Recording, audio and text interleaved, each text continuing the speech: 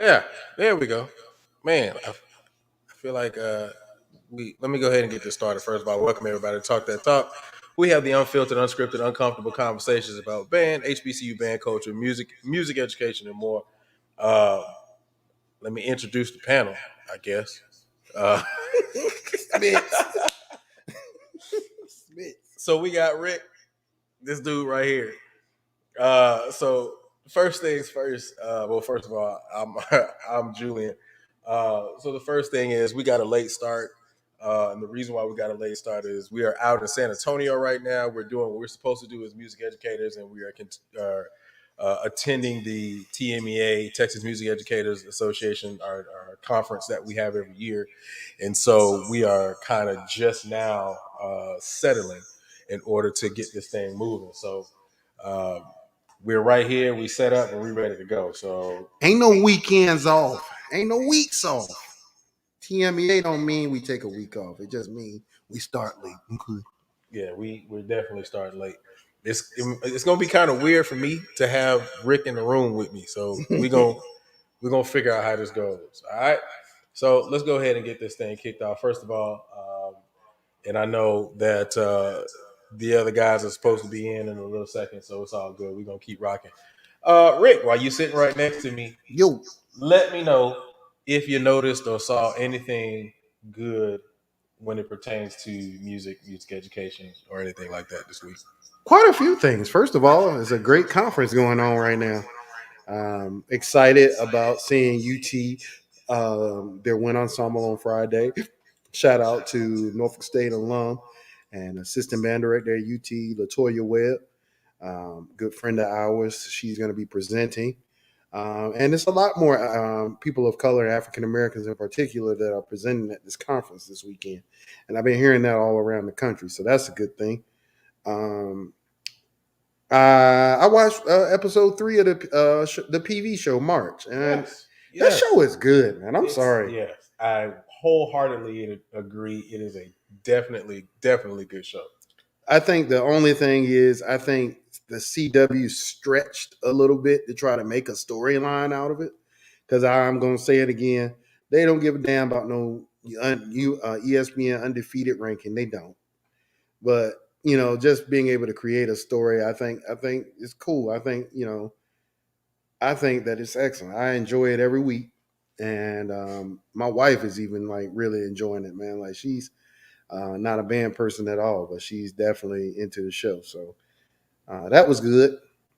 Some good albums coming up soon, man. It's just a good week. Like Moonchild album coming out this week, tomorrow, I think it is. either tomorrow or next week. Robert Glasper has a new album. It's just a lot of good stuff happening in music right now. So yeah, man. And I want to actually go back to the March show because you're absolutely right when it comes to like the stretching of the show Yeah. because that interaction with the trombone dude and the flag chick was so set up, dog. Like me and the wife were sitting up there watching it. We was like, "Yo, this is so fake. Like Yeah. this is there. This never has happened ever. Like the 5 years we were Yeah. there, we just never knew these kind of things were just randomly happening haphazardly. And it was so fake to the point to where it just looked uncomfortable. Well, it was like that to let y'all know that back area where they were. Nobody went back there. The only section that was back there was the flag. That's it. And the only TBS time- and KK side. Hitting the stepdaddy, right. That's it.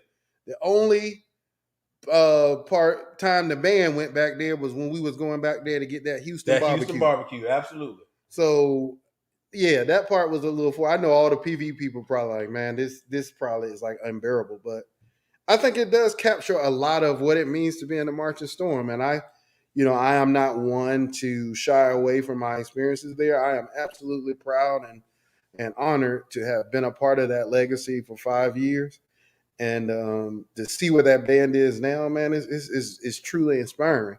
I can't wait to. I'm still gonna say it. I cannot wait to see this Cardavian come in with these cookies and see how Dr. Zachary responds to him with these cookies. Because if he gonna hit her with that Smiths and she came in humble, I cannot wait to see. No, she came in humble, man. Oh, excuse me, humble. Sorry.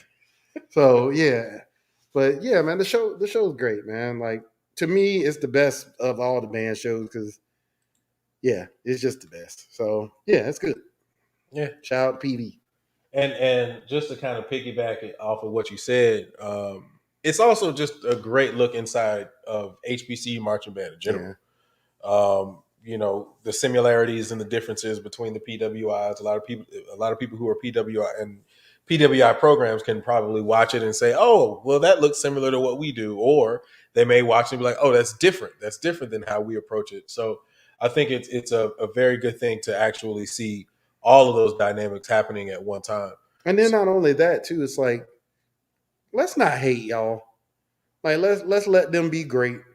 I've watched some comments online, and I haven't looked for many because I can't take it, like these ignorant people, but don't hate. Like, just let them be great. Let them live. Let PV enjoy this spotlight they're getting, and support. You don't have to like the band. You don't have to like the way they play. You don't have to like anything about them. But they are us, and we are them. We all are in this together. Quan, as a PV alum, how you feel about what the band is doing with this show? First and foremost, is awesome, bro. And good afternoon, good evening to everybody. It's awesome. And it's like, I think we have to get to the point where we applaud being highlighted in a positive manner. Like, there's so much negativity on what's going on in the portrayal of African Americans. It's so much negative stuff that is perpetuated. Like, this is something positive. This is the background and inner workings of people that look like us and what it takes to run a band program at the highest level. And if you hating on that, then I honestly, shame on you. But I also, and I'm gonna just be honest and say this, I feel like if it was another HBCU, for example, if it was like Southern, nobody would say nothing bad. Rich out. You got a lot of fans, Quan. Go ahead. You good? Oh, that was the end of the statement. It's a lot of fans out here. I can appreciate the things they do great, but I don't idolize any band. I don't even idolize the band that I marched in. Right. I love my experiences in the Legion, but I'm able to look at it with an open mind and also a critical mind. When we're not great, I in my mind, I'm gonna say it, or amongst Legion people, I'm gonna say it. But to just hate on something, I didn't hate on the Bethune-Cookman one. Matter of fact, I watched every episode of it. I thought it was hilarious. Some of it. Yeah, and like Rick, that's what I was about to say. Is like Dog, we had it at HBCU, and I think somebody chime in the comments. Let us know outside of Drumline and the Bethune Cookman, show that was on Netflix. What did we have true exclusive footage to highlight? You know what I'm saying? A black HBCU band. I think the Dancing Dolls, they have something coming up on ESPN. I saw the advertisement today for it. Like, we need to support that too. It's like, in my opinion, the reason why other coaches feel like they can comment and hate on us is because we do it to ourselves. And if we continue doing that, then you can't get mad what outside people do. So Exposure. you're muted, big homie. HBCU band culture was school days. At homecoming, remember at homecoming, the band was up there. That was the first time I heard ghetto. That's what they call that in Norfolk. I don't know if that's the name of it. Oh yeah, that's the name of the song. So that was a lot of people's exposure, not only to band culture, but just HBCU band, HBCU culture in general. No matter how dramatic it was a great look into what we do. And then, like you said, next time you really see it at that level was Drumline. So at this point, man, kudos to PV, kudos to putting HBCU band culture in a positive light, other than a bunch of mess. And let's support them with what they're doing, y'all. I think it's beautiful, man. But all these things that are happening with bands, we got parade season coming up. We got all these bands traveling and stuff like that. HBCU bands are really winning right now. So, I'm just pleased to see our people get the exposure that they so deserve. So. Yes. Shout out to HBCU bands and the exposure. All right, so big applause for them. I felt like I said that like I was just writing it off, but whatever. That's not what I meant. That's not what I meant. Right. Shut up, dog. Right. Keep it right. Right. We gotta keep this thing going. I don't know, man. I mean, we at TMEA, it's a little we starting late, but hell, why not? All right. All right, I see you there. All hell. All right, here we go. So let's keep it going. Welcome everybody to Talk That Talk. We have the unfiltered, unscripted, uncomfortable conversations about band, HBCU band culture, music education, and more. Go ahead and smash that like button as soon as you walk into the room. I know we started late, but go ahead and tell your friends we are here. We are here. We may even go like super late. You know what I'm saying? Because it's TMEA, man. It's TMEA, baby. You know what I'm saying? We ain't got nothing to do. We do. How about to say we do. We full though. So we full. We definitely full. We went and got that polio asada. That's good. So don't give that free advertisement away. But yes, we definitely got that. Yeah, my bad, dog. Look, left. Not right. You left to go get something to eat, right? And then I was gonna go. I did not. I left to go prepare for the show. That's what I did. Feel like that's bad. It's cool, bro. We got you tomorrow. We got you. Matter of fact, wake up in the morning. We hitting the next spot tomorrow morning. So you got to be on time. All right. But anyway, man, y'all make sure y'all hit that like button as soon as y'all come in. Also, please make sure you subscribe to the channel and turn on notifications. The other thing about that too is, man, we are in basically all podcasting areas and arenas. So wherever you get your podcast, you can check Real Talk That Talk out. Just go inside of any podcast, except for Apple, man. Me and Apple be struggling.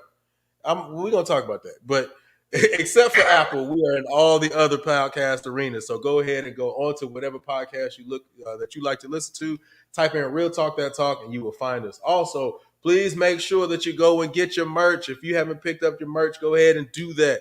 I will give you a 10% discount if you type in code Real Talk. That is a 10% discount on all items. All right, so please make sure that you go ahead and check that out. Go to the store, pick up your merch. My man Quan already got his merch on. I see you, bro. All right, so that's one of the items, bro. That is the unfiltered, unscripted, uncomfortable T-shirt that we have, and we also he got his other joint right there. There you go. Yeah, go ahead, hold it up for them so they can see it. You know what I'm saying? Yeah, it's the unfiltered, unscripted, uncomfortable. That's the sweatshirt. Good quality, man. I'm telling you, it's good quality work. So we ain't gonna give you no mess. All right, so we're gonna take care of you. So go check that merch out. Remember, use code Real Talk and get a 10% discount. And let's get to the first topic. Here we go. First topic on the joint is, why don't HBCUs have the same sponsorship like DCI? Why don't HBCUs have the same sponsorship like DCI? All right.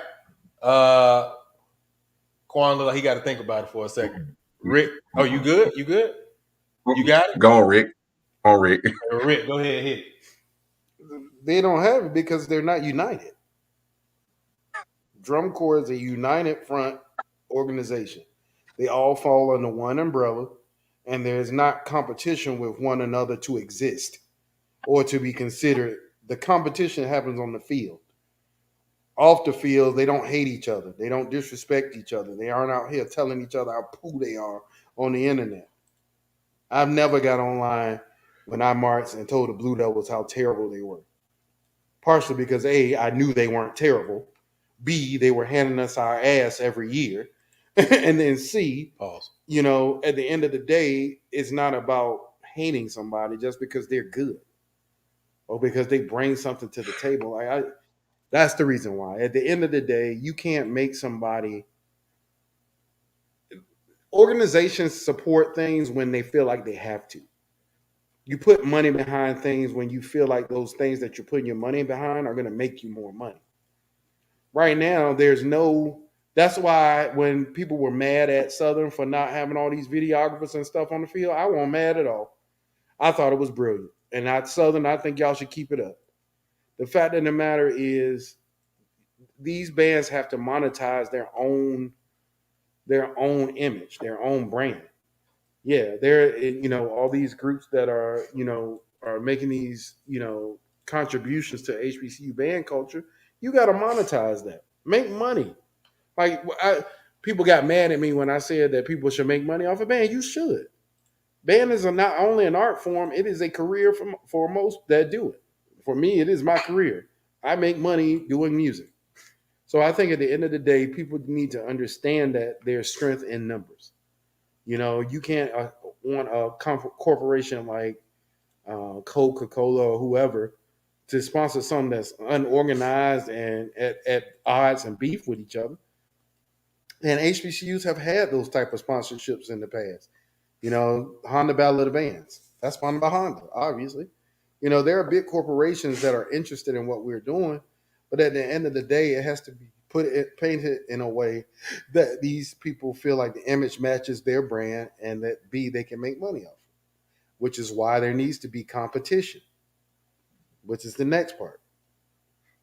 If you can't go out there, people want to see the band said to be the best in a competition set, not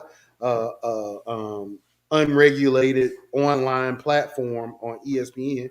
I'm sure they have judges and all that stuff, whatever.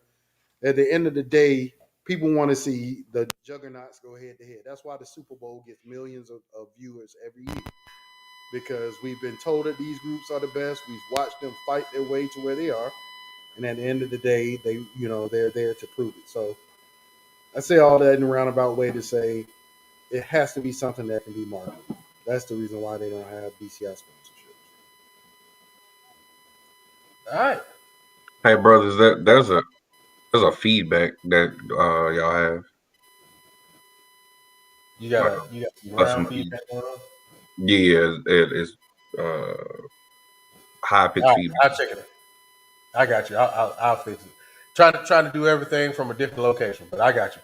All right, well, Quan, go ahead and give your thoughts. Why don't HBCUs have the same sponsorship like DCI? I think Rick really said it all, and honestly, from his experience and his continuation in that world, he would know best. Honestly, if that's the adjudication process, if you can create a tour. So could you imagine if HBCUs had a tour and they were going to specific areas and perfecting one specific show, or even if it was several shows over a time frame, and then they were being adjudicated, and then they could say that this person is the best. Could you imagine if all HBCU band directors got together and then they developed a council and say, hey, these are the rules. This is what we're going to do overall. This is going to be the score and the score process. And, you know, may the best band win. that would be completely different. I think, but also we diminish the little aspects of sponsorship that we actually do have. And what I mean by that is, I think Grambling, either this year or last year, didn't they have a sponsorship with Adidas? I think they had like a shoe deal or something like that. So think about, I think, unfortunately, like we had people that was hating on that. So at the end of the day, honestly, just as a people, bro, we just got to continue to support each other. But what we have to do is begin. Honestly, it really going to fall down to the adjudication process, or because what's the word I'm looking for? Um, the gym battles and whatnot will only get us so far. Honestly, when you speak about sponsorships, and that's the truth.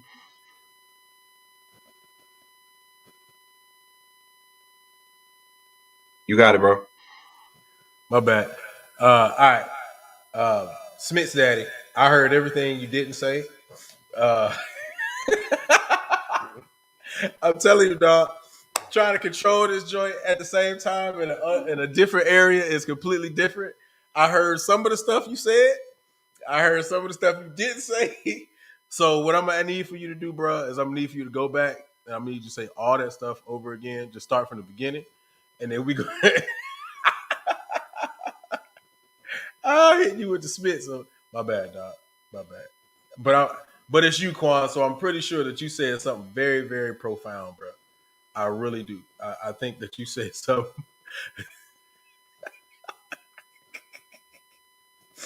My bad, dog. My bad. Damn it! All right. At the end of the day, Rick with the fresh cut. At the end of the day, bro, what I basically said was, at the end of the day, we have to stop hating on each other. I think Grambling, they had a sponsorship either this year or last year. I think like a shoe deal or something like that. But we laughed and gawked at that. Like we don't celebrate a win for the culture. We only celebrate when it's just us. So that's first of all. Number two, what I said was gym battles that's only going to get you so far when you're speaking about specific the type of sponsorship that that these companies are asking for. And also we have to be willing when they do these sponsorships to be specific brand ambassadors. So if we're willing to do those things, I don't think that there's an issue with our sponsorship. But could you imagine if the HBCUs did a tour during the summer and was like all of the HBCU band directors got together and said, "Hey, this is the adjudication process. This is what we're going to do," and then market that? I mean, come on, You can't even get them to agree to be friends with each other. you feel me? So that's where it all starts. Excuse me one second, I got to grab my charger. But here's the thing, and I know that we've had this conversation before. But is it fair to just say that it would be best to try to put together your own thing instead of relying on the HBCUs to do it? Because at the end of the day, the HBCU is still an institution.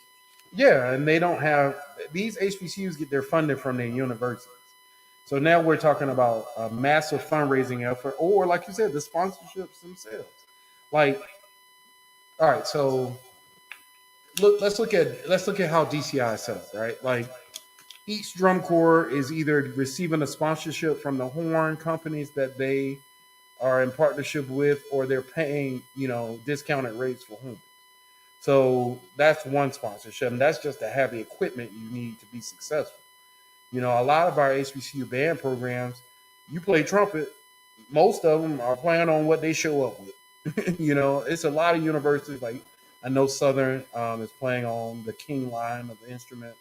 I know PV is a Yamaha based program. Like it's a lot of bands that are using, like equipment. But that in itself is something that sets the two apart. Then you're talking about travel, having to get these bands around to these events. Most bands don't put their band, most groups don't put their bands on the road unless they go on to make money. This is going to require them to put money up to do so. So I think there's a lot of factors that differentiate it, but I think the biggest thing for me is that there has to be a like goal for all these bands.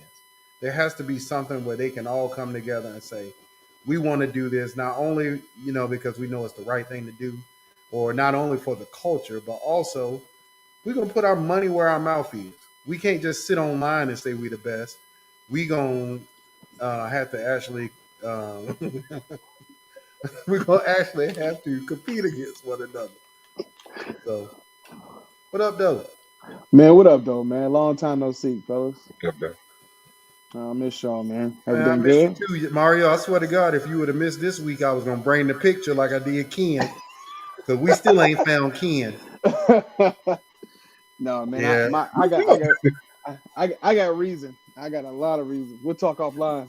yep. He got reasons. All right, let me start right there. I don't want to give too much away, and then we get hit with the Smiths. Right. Yeah, we can't even do that. But Rick, I mean not Rick. Mario, you want to get in on this topic? Are you good?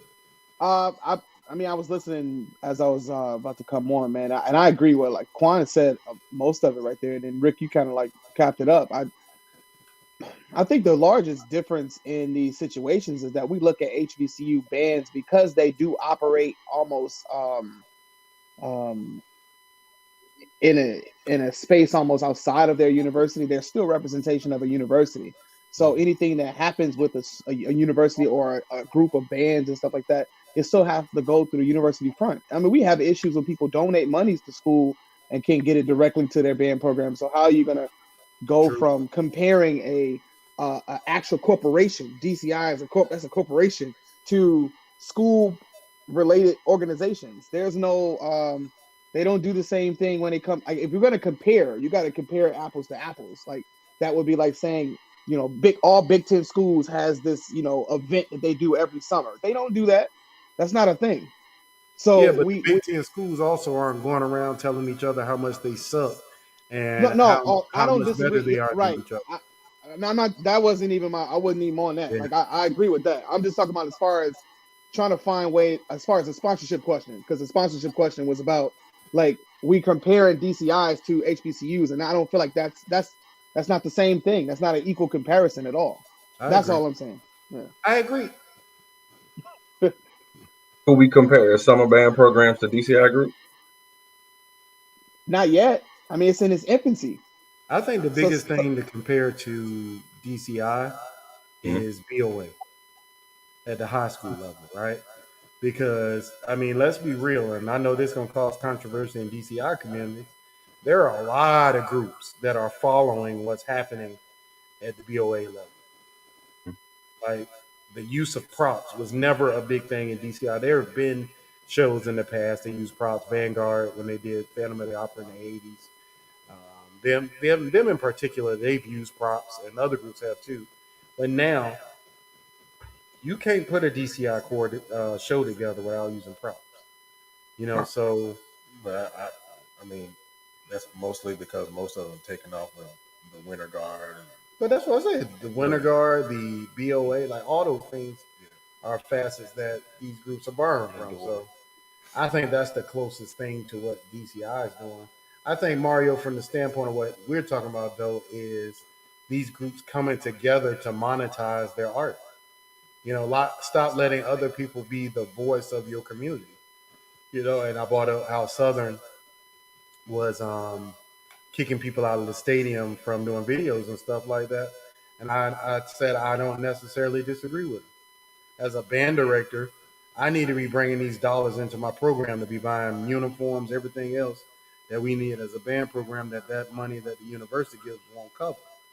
And you look at some of these videos on YouTube, Southern's pulling in millions of views, man. So, that is a revenue stream for that band program, and that's a good thing. So I think that if we could take that same energy that they are able to generate with social media presence and put that on a grand scale, hire Garrett to be the person that puts the HBCU band championship video together, because that brother knows what he's doing, man.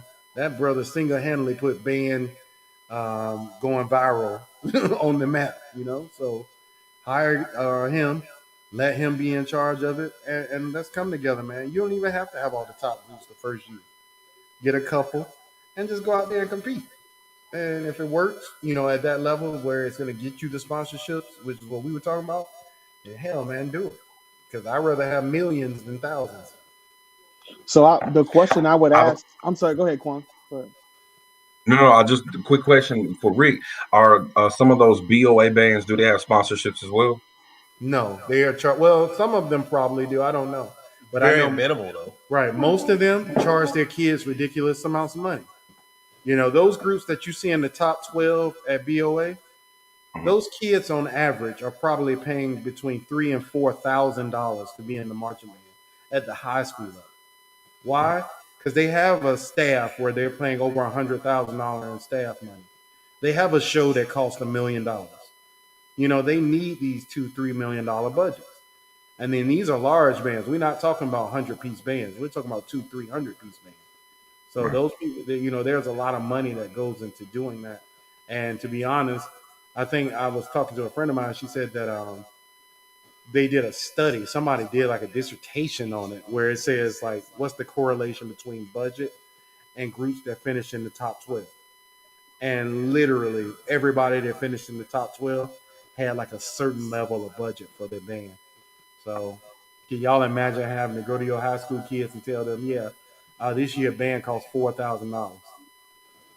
You wouldn't have nobody in the band, maybe 2 or 3 people. So Yes, there's a lot of levels to that, man. I don't know what I would compare it to. I know you. I don't have as much familiarity with Bands of America as you guys do, but I I can't imagine anything in HBCU coming in sponsorship levels that would rival what I mean, the only band that I could think of that has sponsorship love, like sponsorship in that way that I would think of is like Ohio State. And yeah, I mean, you got to be televised often. You have to be out there on a level that is significant.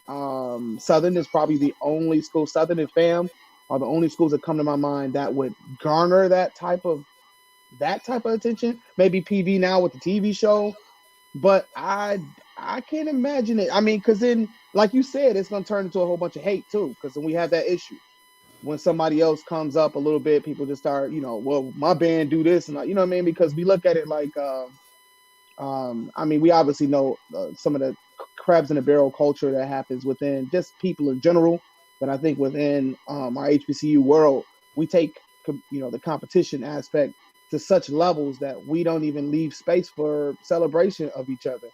but And you what's gotta crazy though, Mario? celebrate in silence. You gotta celebrate in like on low key, so nobody know you really celebrated another band. And I'm glad that I didn't go to school at a place I went to the safe haven, right? So I'm glad I didn't go to a place that we couldn't celebrate other people. You know what I'm saying? I But could you know dog what's you out on the crazy? 50 and still celebrate you. But it's crazy, bro. Like in 2014, when that was my first year teaching Blue Coats, right? And the Blue Coats were gracious enough, man, to help me. We were able to start a HBCU band scholarship because I was like, hey, I want to get more people from HBCUs involved in DCI. So we started this scholarship, and we could not get people to apply for it at all. So what happened was we started posting the scholarship in like different HBCU groups. We posted it in the Uncut group. We posted it a couple places. Bro, if you would go back and read some of the hate that these people will put, I mean, they hate on anything. That's what those groups are for, is just be ignorant.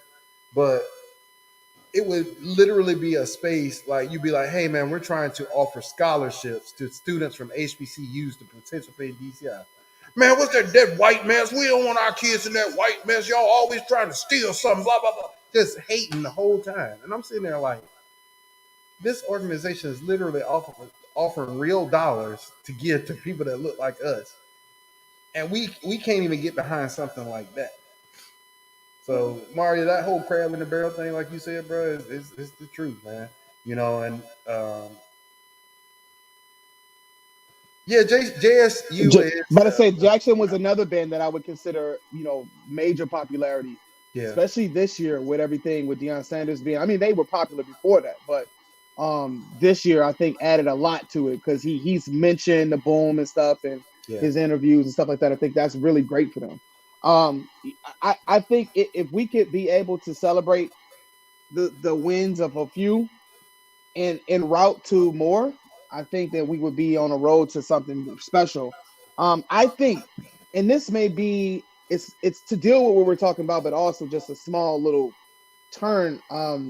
I think the belief from some, just from some that I've heard in little conversations, is that it's not a. I feel like people feel like the whole DCI HBCU thing is about the fact that there are people who feel like DCI is better, so we are trying to assimilate to what they do. We are trying to learn from what they do, and then secretly they are trying to do some of the stuff we do and kind of like the stuff we do. But it'll always for us. We have this kind of like I don't want to seem like I'm chasing after the white man type of thing. I think some people feel like that. I think some people feel like that. Like it's like we have this inner culture that people have worked. You know, we a lot of us big on our history in terms of like within our band programs and stuff that we know that was, just cultivated all these years, a lot of hard work, a lot of sweat, and then we feel like going to anything that's other is like, it's like you're slapping in the face the people who work hard to build your culture. So we have a hard time of trying to find a way to appreciate our current, our momentum or the things that we've done in our past and history, while not, going into the future, changing everything that happened in the past. But I think that's where we got to figure out where the growth is. And we've had many shows on this talking about the growth and where do we go next. I think that's the issue is that we are in such a multicultural world now where everything's blending. I mean, I have students I call they. So I mean, you go from things being very simplistic in our understanding to being so much more complicated in the way we communicate. Therefore, the way we do band has to evolve. And that's just the next evolution of it. And if we don't, we're going to continue to find ourselves doing the same drills from 1970 in 2020, 30, and 40. But we're doing And that. I'm about to say that's happening now. That's So right. I know That's that's what I'm literally saying, but I'm talking about ongoing for the next 30 years. I'm saying Yeah. in the next 30 years, it's going to continue because we are afraid to say if any evolution is corny or any evolution of something that is different from what we're used to is black or it's white or anything but what we are used to. And so that's like, that's like but Mario, I think it's another half of that too. I think it's the idea of the fact that some of us are just afraid to say we need help. Some of us are just literally afraid to reach out to somebody different and say, "Hey, this is different than what we normally do. Can you help me and show me how to make it better?" and then the other part of that is for those people that you were just talking about, Mario. That argument is a very valid argument, except for the fact that it implies that we haven't borrowed anything from them. right, right, Like right, that makes right, absolutely no sense to me because at the end of the day, high stepping is not a black creation. Nope. right. It's not. It's not. It's not. The I'm Southern from back Michigan. bend I'm thing. from I'm from the state that it came. You know what I mean? Like people start doing that. That's University of Michigan. Like Drums. so. The Southern back bend thing was not created by Southern University. The tenor drums. Like Right. all these things. So All of that, man. it's a disingenuous argument, y'all. It's anything that is considered white is considered a threat. The way I look at life is I'm gonna prove that I belong and I am great and I'm great at what I do. And there's nothing that your whiteness or your bigotry or your whatever can take away from the greatness that God gave me. Because I'm not here to prove myself to you. I'm here to prove myself to my creator. So I think that at the end of the day, to those people, that's exactly what I was saying, man. They borrowed from us and we have also borrowed from them. It's a reciprocation thing. Pull the things you like and don't use the things you don't. You know what I'm saying? You don't like core style, don't do it. But if And you want I find it interesting too because, and I know this is a hot button topic, but we talk a lot in Black History Month. We talk about cultural appropriation. We always talk about it from the standpoint of others from us, people outside of our culture appropriating things within our culture. We don't really ever speak about the things that we have borrowed from other cultures and we do on a daily, that we won't allow anybody to say anything about it, because then it'll be like, but you, but you, but you. Like, it's like, I don't know. I just think that can go pretty far when it comes to that. And there's so many areas to kind of target that. But I think just to bring it back to band, I think the goal at the end of the day is going to have to be individual programs making decisions for their own program. And if you get left in the dust, then that's where you'll be until you realize that this is the wave of the future and that's how it has to be. You know what I'm saying? Like, that just has going to be. I mean, some people are going to move forward. There's certain band programs that are going to move forward and others will stand still. Think about back when we were in band, right? Like, one of the songs that Southern was known for, like when you thought Southern University, one of the songs that they were known for was Get It On. Really? Wasn't that one of the songs? Yeah, they played that song. Ain't that the name of that song? I don't know if they were known for that, but that was just like, I was about to say, "Can You Feel It, Baby?" Yeah, Can You Feel It in my mind? Or, they used to play that Never song Satisfied, Lovely Thing. Never Satisfied, Black and Blues. Never Satisfied. Even before I Let Go or Cold Hearted. I'll put a better example would be like Jackson State and Get Ready. Like, you're gonna hear that no matter when. I don't care what. No, but I'm not talking about like theme songs. I'm talking about songs that when somebody Southern would crank that up. Yeah, they was crank that up. We played it at Norfolk State. You know what I'm saying? Like, that song is by Bill Walters, right? That song is not a black standard or whatever. There are always, I'm not sure if it's Bill Walters, but it's definitely. Is it Bill Chase, right? Oh, Chase. Bill Chase. Bill Walters from Buffalo. Yeah. Yeah. So Chase is one of those songs. We called it Chase at Norfolk. Yeah. You know what I'm saying? So, yeah, man, like we borrow from each other. There's nothing wrong with that. It's just like all these doggone white bands playing neck. Like, that's a whole nother topic. But yeah, man, at the end of the day, people get over it. We are always going to borrow from each other. You can't stop somebody from borrowing from the culture. You can get mad as much as you want. They're going to do what they want.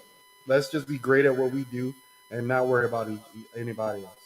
What you just said at the end is what people are saying, though. Let's just be great at what we do instead of worrying about what other people do. And that's why they do it. That's why it is the way it is, because that is the mindset. I'm going to stick to what I know, and I'm not changing to no white mess or to nobody else's mess, because I don't want anybody to say that I lost. When we kind of like Georgia Wheezy, you moving on up, almost like you think that if I do this, then I'm now beyond. I'm not beyond the other bands because I took what the white bands were doing and I did their stuff. So now I'm better than you because I did what they do. And it's like that's. I'm just telling you that's like the thought process of some of that. And it's the sellout culture. It's the sellout. Right. It's that's the mindset. It's like if I do the stuff that they're doing, then now does that make me good because I'm doing what they're doing? I mean, but at the end of the day, they are doing what these other bands are doing. Like, I guess that's the part that's kind of confusing to me. That's the thing I loved about Norfolk State, right? You can't find another band in the country that looks like Norfolk State. From marching style, we're wearing the USC uniform, but other than the uniform itself, and they, who marches like Norfolk? Who has the weird traditions that Norfolk has? The drum major. Virginia State. So let me just chime in one thing. So, I'll make 2 points. If you had to make a top 10 greatest rap, list of all time, Eminem gonna be on there. He's a white dude. I mean, and if he's not on there, you don't You're know lying. hip hop. You're completely lying. I literally just had this point on Facebook, and I had an argument with Cats. Was like, you can't name 25. Don't nobody pump Eminem. Da da da da. Oh God, I love that point. But if I'm from Detroit, so if I say it, everybody think I'm being biased. Yeah. So Eminem is one of the greatest MCs of all time. Like, he got to be at least real talk top 3, top 5 for sure. So that's my first point. And if we gonna just be honest, Who's the creator of Patterns in Motion? Muffin. Exactly. And we still doing it. Yep. So my thing is, at the end of the day, you're like, we may have evolved and fixed certain things, but let's be real. Drilling 8 to 5 it comes from that guy. So we go the kaleidoscope drilling 8 to 5 comes from this man. Hot dog and all of that stuff comes from a white dude. So it's kind of like we pick and choose what's beneficial. And that's the only issue that I have. Hey, we can't say, because honestly, we're gonna keep it a buck. Picture shows. Who came up with that? We're starting to implement those now. There's nothing wrong with that, bro. What I don't understand is, if you see a Gucci belt right now, you'll go in and buy it. You won't be like, man, that's the black people that make it. You like the product. So if you like the product, why I just can't get the product? That's all I'm saying, dog. And then, to be honest, Quan, as HBCUs, we aren't leading the innovation in drill. We just aren't. Thank you. Like, I put Gary up there as somebody that's trying to do something different, and he's definitely changing drill culture from perspective of what people think the HBCU bands. But A&T doesn't get the exposure that other bands get. You know, they have a media team, but it's definitely not at the level that a Southern or some of these other bands are at. It's just not. So at the end of the day, when I think drill, I've been in both sides. I'm thinking Michael Gaines. I'm thinking John Vanderkolk. I'm thinking Jeff Saxon. I'm not thinking, the band director or whatever school. I'm just not, especially from an HBCU. So, if you want to talk about entertainment value and stuff like that, then we can definitely put our HBCUs in that conversation. But when it comes to actual innovation, that's not coming from our campuses, y'all. I'm sorry. It's just not. And somebody said it on, I think it was Chuck that said it, maybe, I'm not sure. But at the end of the day, these bands are almost pigeonholed. You can't go out there and do something completely left field. Remember that conversation we had, Quan, about when we didn't do the PBU at PB? Right. We almost lost our damn job. So, yeah, man. You should have not played. Right. No, like you even said, bro, I ain't gonna lie. I felt some type of way as an alumnus, right? And imagine us not playing Behold, bro. You had all types of people going crazy. Go ahead, Mario. I'm sorry, bro. No, I was just thinking, man. Man, I forgot my thought, man. I'm getting old, man. I'm about to say it in a minute. Give me a minute. It'll come back to me. I'm kidding. All right. Darn. Well, let's keep it rolling, man. If you think about it, Mario, we in the middle of the next conversation. Just bring it back up. Good. I'm gonna bring it up. Back around to where we at? Was it about innovation? We were just talking about innovation, Mario. Yeah, it was about innovation, but it was a little angle I had on it. But it'll come back to me. It'll come back to me. It's all good. All right. Well, let's go ahead and keep it going. Let's do it the right way. Welcome everybody to Talk That Talk. We have the unfiltered, unscripted, uncomfortable conversations about band, HBCU band culture, music education, and more. Please make sure that you go ahead and smash that like button as soon as you walk into the room. Hey, man, I don't see no likes, man. I got a problem with that. Come on, man. Hit the like button. All right. So go ahead and smash that like button as soon as you come into the room. Also, please make sure you subscribe to the network and turn on notifications. I'm sorry. Prince is over here like being real soft with everything. Hey, y'all, I feel uncomfortable. Y'all already know how on the show I already feel outnumbered because of this alpha stuff. If y'all can see the amount of alpha stuff that's in this house right now. Oh, my God. Yeah. Oh, my God. Let's get some real. There you go. Also, please make sure you subscribe to the network and turn on notifications. You can also find us on all your podcasts, anywhere you listen to your podcast, where you're on there. Just look at or go type in Real Talk That Talk, and you will find us. Also, please make sure you pick up your Talk That Talk merch and use code Real Talk to get 10% off on every purchase. All right, let's keep it rolling. The next, you got it? Go ahead, Mario. Go ahead. You sure? I can say it then. I was just gonna say, we were talking about drill. People were afraid to try stuff. They're not allowed necessarily to try different things on the field, but we do have that exception a little bit more when it comes to music in the stands. I think the way HBCU bands have written music over the course of years, not in the current rap daddy space. Are y'all drinking synchronized drinking? What the fuck is that? Just keep going, man. Keep going. The hydration. But no, real talk is Waters of Lake Minnetonka. Yes, sir. right. We have some legendary arrangers over our time that I feel like should be highlighted. We should, a lot of the arrangers. I feel like if people could sit down and look at some of the stuff that Mr. Adams has done at Norfolk and at Howard and at Jackson and Virginia State, I just feel like his music, man, that stuff should be sitting somewhere in a vault, bro. Like, because I think that to me is where our innovation really kind of changed the name of it being corny marching band, because it used to just be like, oh, get on the field and perform, you do your shapes and all that stuff, but marching band wasn't cool. It wasn't cool until we started doing the things that we did. We put the hitness in marching band because it wasn't cool before we started doing it. So that's why I was kind of saying, like, our arrangements do that, but we just haven't been able to put some of the arrangements, not everybody, but but the field stuff is where it's like we can't push the envelope there, but we can push it in the stands and play Circle of Life or something like that. You know what I'm saying? It's like you can play Young and the Restless, but you can't do a Sesame Street show, but you can play some old weird ass like stuff that don't nobody know about. But you can't even play Young and the Restless, because remember how people asked that? Right, but there was some haters, but there was a lot of love on that arrangement. Yeah. Even people who don't even mess with fam, they were showing love to that. At least, you know what I'm saying? I'm just saying, but imagine if it being a show.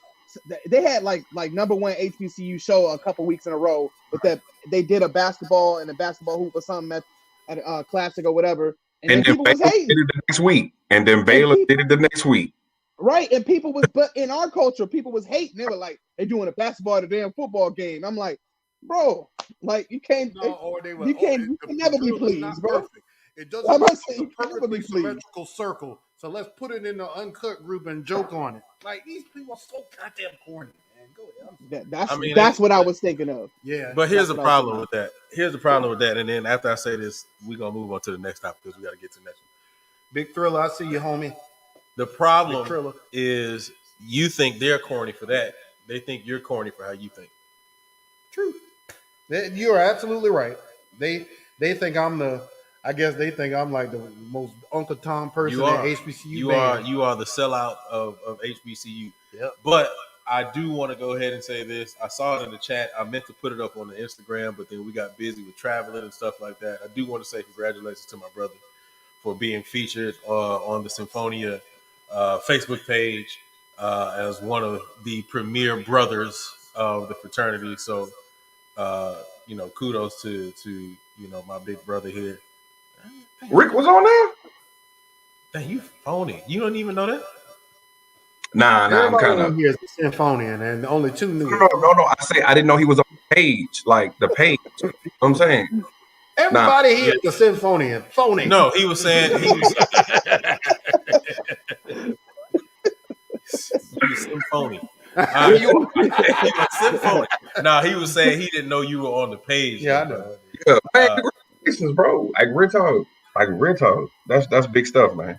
That's dope, bro. Congratulations, man. That's one of the greatest things about that is, like I said, and I always say this. Y'all know I chop up the videos and try to make sure I get them out. But one of the shows that we did was one of the ones where I was actually saying that he is somebody that needs to be known in what we do. And so I appreciate the fact that the fraternity saw it fit to go ahead and put him out there. So I thought it was dope. All right, let's keep it going. I actually had this topic on secondary sessions, and I wanted to bring this same topic up today on Talk That Talk because I think it is a really interesting question, and I really want to get you all's perspective. I know, Quan, we got it for secondary sessions from you, but you can probably bring your thoughts back over here. So here it goes. Are we participating in the Victim Olympics? Are we participating in the Victim Olympics? All right, Quan, since you already answered this question on secondary sessions, go ahead and kick this one off on this one. like I said Monday, like are we participate? Not we yes and no. I think that's what I say Monday. I can't remember, but yes and no. Because on some things, like we chose this profession, so it just comes with the job. That's first and foremost. But some of the things that we've been expressing, if you know deep down inside you're busting your butt to ensure that your kids grow, then you don't have, for the most part, an equitable situation, then you have the right to complain. But we have to be honest and cognizant of, bro, this is what we kind of sign up for. You know what I'm saying? Like not being ugly. And I'm gonna use this example. Being a police officer is a dangerous job. Danger comes with the job, bro. You know what I'm saying? Just like can't be mad that you're a bank teller and you mad that you counting money. Like it don't go like that. So at the end of the day, I think there are some teachers that are just bitching and complaining just because. And then I think it's certain educators that truly are trying to fight for the betterment of their children. And if you're trying to fight for the betterment of your kids, then nah, you're not playing the victim. But I think some teachers are. All right. Chief. Yeah, I feel similar to what Quan said. I guess I come from the standpoint there's a difference between reasons and excuses. The reason that this took me longer than it probably would take others is because of my lack of resources. However, it got done. The reason I didn't do this is because I didn't have these resources. That's an excuse. You know what I'm saying? Like, so, but depending on the situation, that reason can, under the eyes of some can look like an excuse, but it just may take longer to get to a certain goal because there are many other elements that create things that are out of our control as educators, especially in music education. You're talking about, I told you about like my situation. I teach kids who I'm starting for the first time in ninth grade. Can you all imagine if you started playing your instrument for the first time in ninth grade?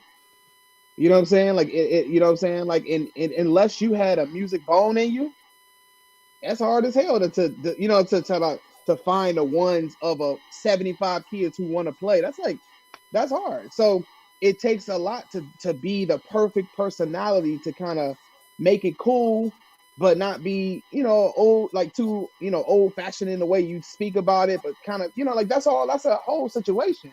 But when it comes to people that I talk to, many of the band directors up here are just making it work. The product may not be, so this is where it gets fine though, because they're making it work, but it may not sound the way some top program with, these kids coming from these performing arts places, or it may not sound like that. Like I give shout out to my man Rashid Sheffield over at Shabazz High School. Rashid is not a musician, but he has a marching band over there, and he does his best with those kids. And these kids, you got kids that are literally, bruh, literally like on the road to the worst.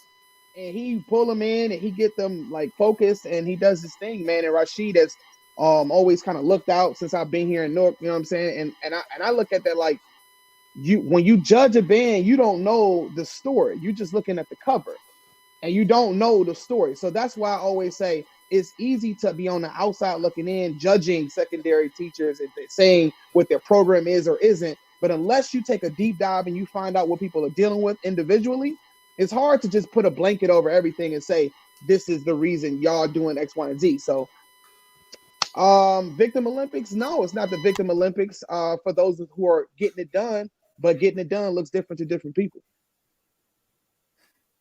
All right. Rick. Victim Olympics. Are we participating in the Victim Olympics?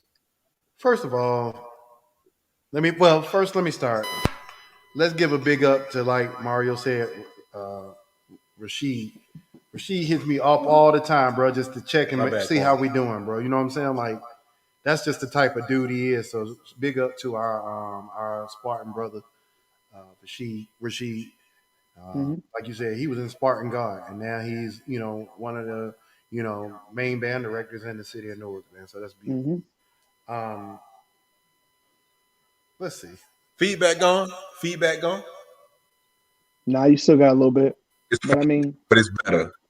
Yeah, it's better. It's there though. But we keep it rocking. Keep it rocking. No, we good. I'm getting messages that it was still a little feedback, so that's Oh, what it's just got a little like an echo I'm chamber, a little bit like an echo chamber. That's all. What you? Gotcha. All right, Yeah. go ahead. My bad. I think that at the end of the day, there will always be reasons to be mediocre. There just will be. We can always find a reason, or or justify certain things that we don't like. With that, I have never played the victim in my whole life. I have always tried to put myself in a position where no matter what situation I'm in, I try to make the best out of it and be my best in that situation. I want to give y'all a story because everybody knows I march drum corps. No, no, it's not an unpack moment, but it's um. So my first year of drum corps, y'all, was 1999, right?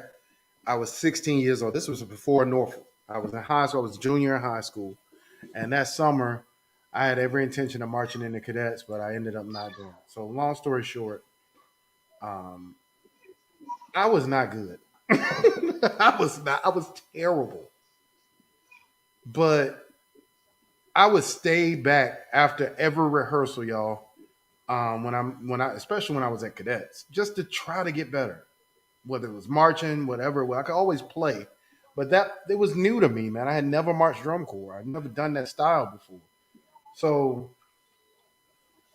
I tell that story like people think that yes, I've been extremely lucky, man. I've been in circles that had I not marched drum corps, did other things, I wouldn't have been in those circles. But at the end of the day, when given the opportunity by God, I took advantage of that opportunity. I worked my ass off to make sure.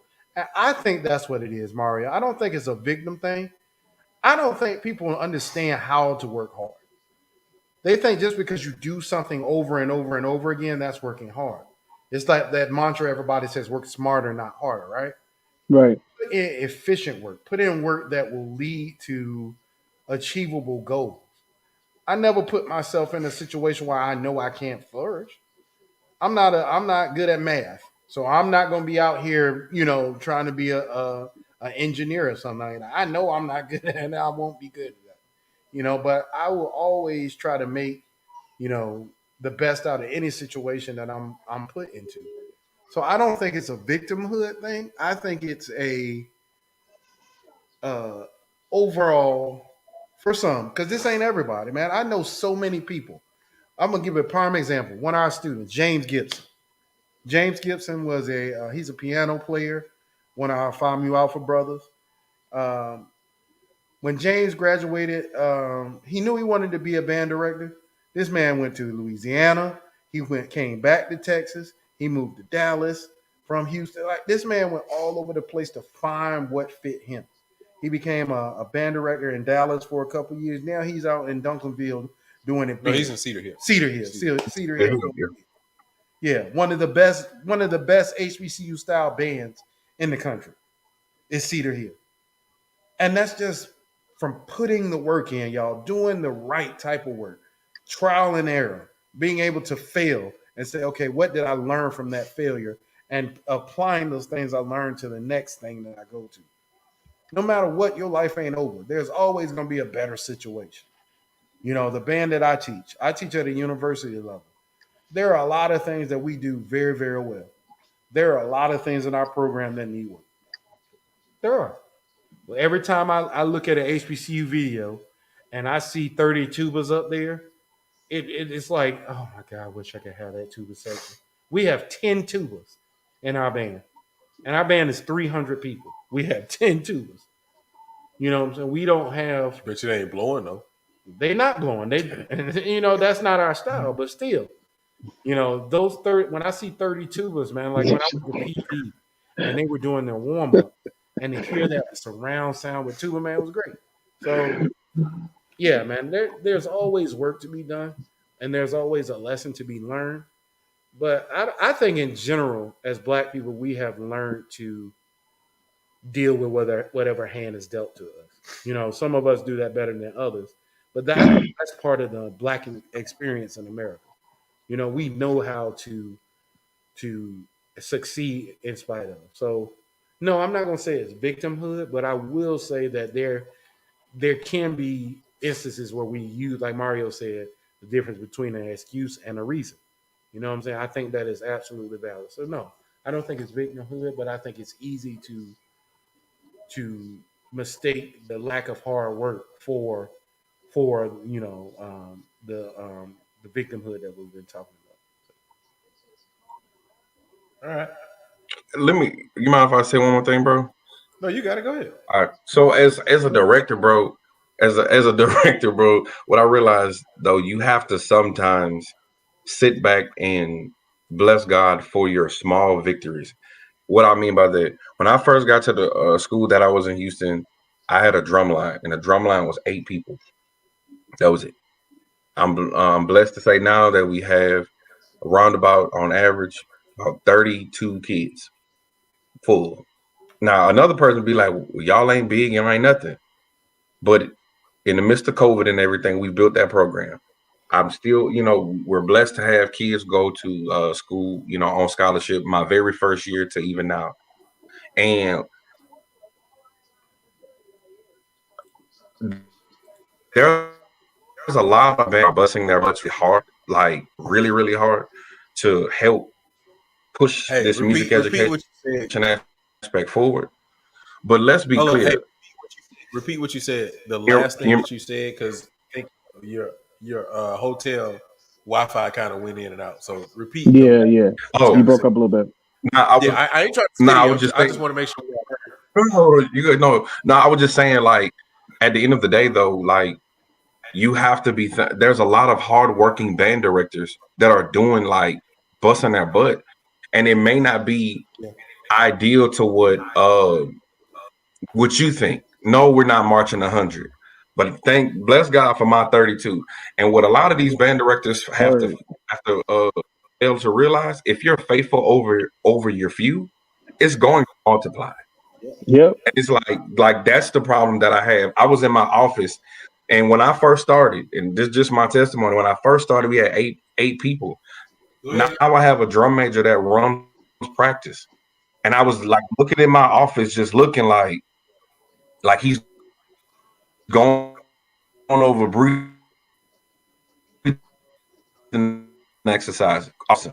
Okay, he's tuning them. Good. He's going. What happened? I went out. Yeah, you went out. Did I go out, y'all? Yeah, you back in now. So what I was saying was, but I have a drum major that runs our warm-up session. Like, it's growth. And so many times, bro, like, we have to, as people that are around these band directors that you see working hard, encourage them, bro, because to build is hard. Like, so don't shit on his 32. Don't crap on his 16, because if it came from nothing and it's 16, he's building. So it's like we have to do better, like I say, as a culture, not to just shit on the director, but remember that those are kids, and you don't know what it took for those kids to get to that point, bro. So it's like we just got to do better. Here's the problem. Here's the problem with that. I 1000% agree with that, Quan. Here's the problem with that, Quan. I 100% agree with you, and you have a small group like I used to have a small group. But here's the problem with that. It's our own people, right? As directors, we'll get in front of our kids who we may have 80 kids or 100 kids, and we'll teach our kids, oh, that little band over there, they ain't shit, they ain't blowing. So the kids now will look at your band and get online where your 30-piece band may have posted a video, and your kids is mad proud about it. But them kids from that other school that have been taught by them that band director will be on there like, man, them niggas ain't blowing, dog. They trash. Like, you know what I'm saying? It is a unfortunate cycle that we are continuously doing to not only it's an unfortunate cycle that we're doing to each other, and we're passing it down to these kids. This is why those kids, real talk, this is why those kids technically don't want to go to the smaller universities, the smaller HBCUs, because they want to be in the bigger bands where they can they can talk shit about the smaller band and beat up on them. They have been taught that it is okay to completely talk crap about each other without trying to build them up. So when they become band directors, that's all they're going to do. So I agree with you, yes, but there's the other half of it. But the other half of what Quan was saying, I think, is important too, right? Like from the standpoint of you don't even know how much of your message is reaching the kids, man. Like these kids are listening to us. You get up there and talk. These kids are listening, man, because they understand that you have a level of expertise that they don't have. Like one of the highlights of my teaching at PV was I just so happened to sneak and watch a baritone sectional one time, and they were playing, and the section leader cut the section off, and he was like, I mean, y'all, you got to play with the right vowel shape. And he was using the terminology and all. I was like, it's paying off. Oh, thank you, Lord. Oh, thank you. Like he was using the correct terminology and everything and making the right corrections. You have to breathe and make sure that the breath goes all the way through. No stops at the top. Immediately turn the air back. Like they were giving these very, very succinct and, minute detail. It was awesome. So I think man, it's nothing wrong with having a 30-piece band. It's nothing wrong. Like we talked about on the show before. Everybody's band can't be a grade 6 band. You got to have some grade 4 bands. That's why they write the music. You know what I'm saying? Like, but when you get that grade 4, play the hell out of that grade 4. Play the hell out of that grade 2. Mario was talking about, man, I couldn't imagine Mario being a ninth grader starting the trumpet. I remember how much I cried as a 6th grader. Because that shit hard, bro. It's the French horn and trumpet is the hardest, bro, to try to start at that late age. French horn and trumpet in the 9th grade, bro. Yeah, like you can get other instruments are manageable, bro. But trumpet and French horn, bro, to play concert French horn in the 9th grade, bro. And just starting how slippery those partials are on that instrument. That's what I'm saying, man. It's like you gotta build the strength, bro. That takes time. That takes time, and even with the right warm-up sessions and all this other stuff that you got to do. Like with me, I got a different situation. Like we don't have, there's no HBCU style band up here. That's the big band that they're like, oh, we comparing it. There's nobody like that. There's no there's nothing up here like that. There's nobody around that people are saying any of those things. What I've been trying to do, I was actually talking to Rashid about this before, man, and some other directors up here. We're trying to get together and get them all together and have an event, you know what I'm saying? And have them play and learn from each other and try to use that as a way to spearhead a kind of Newark United type of energy. That's not to play on words of the actual Newark United. There was a band called Newark United, but just something for the public school kids, you know what I'm saying? Or the secondary kids in the city, the charter schools too. But it's hard up here, man. I'm not trying to make it oh, I'm the victim. I'm not. I still work my ass off. Everybody knows me. I have a standard and it ain't changing regardless of what I'm in. But understand, bro, it's not the same. It is not the same. Everywhere is not the same. I even talk to people who in Virginia who oh, they struggling there. I'm like, bro, I know struggling in Virginia because I've been there and I've been to the bands. I helped out at the band. And I know these programs. I know what they're dealing with. And it's not the same. You got kids who literally don't have even parents that even know any music. Their parents don't know music. Don't nobody listen to nothing. They have no connection they're not even African American. Most of these kids are not coming from our culture at all. They don't even know anything I'm talking about. So I'm saying that because every region in the country offers something a little different. It's a little different. And so those things also have to be kept in consideration when you talk about, when you say victim Olympics, right? So just to bring it back to the actual question. So, some people are in situations where they could just be working smarter and getting more effective situations from the kids they have. And other people are working their butts off trying to work with, robbing Peter to pay Paul to make it happen. And it's more work than any one person really can do successfully over long terms of time, because you're gonna end up having a stroke in the position. I want to talk about that, the mental health and wellness and physical wellness of band directors, dealing with all the bullshit we deal with. Men and women, they be struggling. People getting sick all the time, dropping dead, and they just move on and hire another person. Sorry, that was a We soapbox. talked My bad. about that briefly on the last show. Yeah, you definitely got on your soapbox on that one, brother. My bad.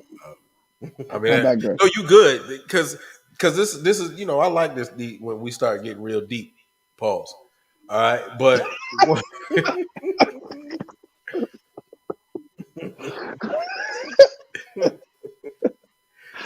but one of the things that I appreciate about us.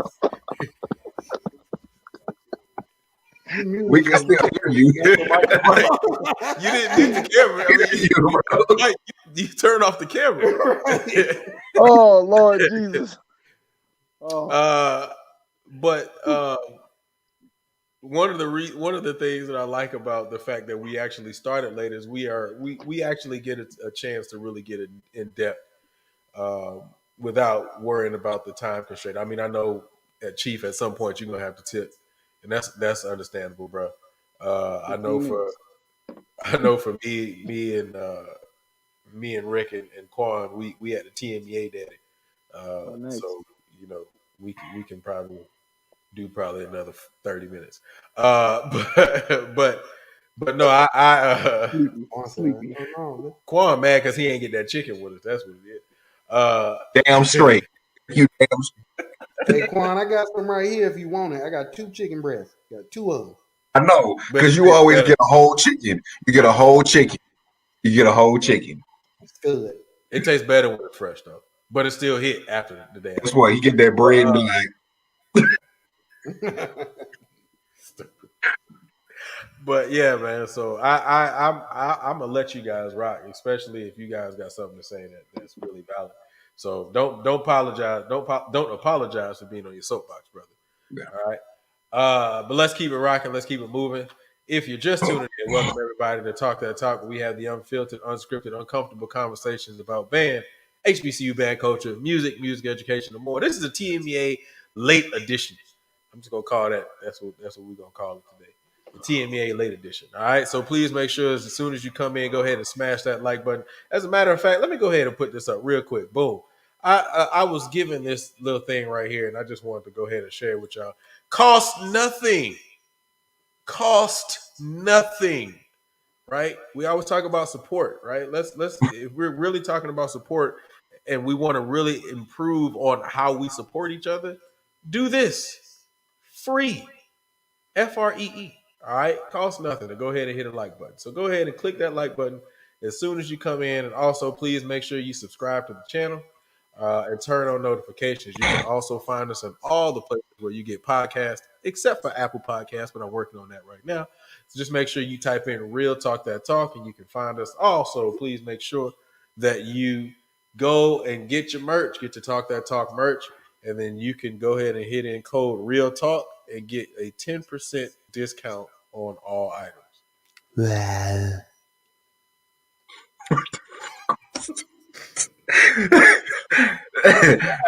You have to excuse Rick. It's very rare that me and him are in the same room together. All right. you sound like hello, Clarice. You have soft skin. What is wrong with you, man? We sleepy. Creepers. How'd you get those? Next topic. This might ruffle some feathers, but I'm gonna ask this question. We're seeing a lot of people who are entering the university realm of education, specifically HBCU level. Sure. All right. So let me ask this question. Are some people using ed leadership as a quick way to get into university teaching? Are some people using ed leadership as a quick way to get into university teaching? All right. Who hasn't started yet? Mario. I don't know. I don't know. The answer to the question is I actually don't know. I don't know people up here doing that. Like, there's no one up here that I know that's doing that. So, I mean, but I think that maybe happen in other areas. People are trying to get to the university level. I think people have this idea that being a professor is so much more dignified than being a public school teacher. I would just say to each his own. You do what you feel is best for you. You have to be and educate the people that you feel like the group of area of students that you feel like you are most suited for in your style of teaching and education. So if that means that going to the university level is what best suits your personality, then that's where you should be. Not everybody needs to be in front of these kids, the little ones at least. You know what I'm saying? And therefore there are people who are set for certain areas. And if educational leadership is the quickest route for you to get to that, then more power to you. I'm promoting anybody getting into a position that they feel like they are good at. However, I do feel like it's important that people should have experience on the secondary level before they go to those levels, just to understand the type of kids that you're getting, understand the type of um, some of the struggles that are experienced on that level. I think it's important to just know what that's all about on some level to be able to have a little bit more, I guess, maybe understanding of what you may be dealing with on the next level. Some people have, and then other people feel like, no, I don't care. This is university. You got to be doing X, Y, and Z, and for those universities that can say those things, more power to you. But many of our HBCUs are getting kids who some can really play and then some can't play at all. And it's because that everybody who oftentimes many of the very, very, very highly capable people who are getting worn down in our public schools and then looking to move on to the next level because they feel underappreciated, funded, which is confusing because you can actually, I know in New Jersey you get paid more being a public school teacher than you do an adjunct professor. So I don't even know why that's a thing anyway. But I don't know if the money's a thing for you. But I mean, we all have that to some level because we need to fund our families and live our lives. So that's an important aspect of it. I mean, for me, y'all can do what y'all want, but I know for me, I look at it like that. I don't want to go down and be in some like little small Ponduck town, being in front of a band every day, all day, and not getting to perform and be with my family. I'm a performer. I'm a musician. I like playing. I like being a part of a community of music and not just one area. And that's just me though. Like, so everybody has something different. I don't necessarily look forward to going into some little small little town and being a big fish in a little pond. That's not my thing. So for those who want to go to that route, more power to them. And I think it's great for them. I think it's great for them because we need successful people at every level. All right. Rick. Chief, I want to push back a little bit, and it's just from one part. You say people look down, like as far as the dignity of being a secondary teacher compared to teaching at the college level. Maybe, right? Maybe, and maybe that's been your experience. For me, I think people think teaching college is easier than teaching secondary school. The kids already know how to play, so they don't have to go through all the struggles of teaching development, right? They think that, especially if they're already at a secondary level, that going to college level is like reaching the mountaintop. It's not. Okay, I'm about to say, can I respond to that? Just Go ahead, bro. just that one part you're talking about. Only thing I would say to that is that I don't think people think that teaching the pedagogical part is easier. I know people. Well, if you have any type of musical brain, you would know that that's not easier at all. I think when people feel that is the case as far as it being easier, the paperwork side and the bureaucracy of that level is relentless depending on your public school situation. Some people have great situations and don't have those problems. They're good. And others, bro, a nonstop rotation of new principals, new administrations, new lesson planning this, doing this, and in the other area, like unit plan, all it's like nonstop paperwork where you don't even get in front of the kids. It's the last thing you get to do. Yeah.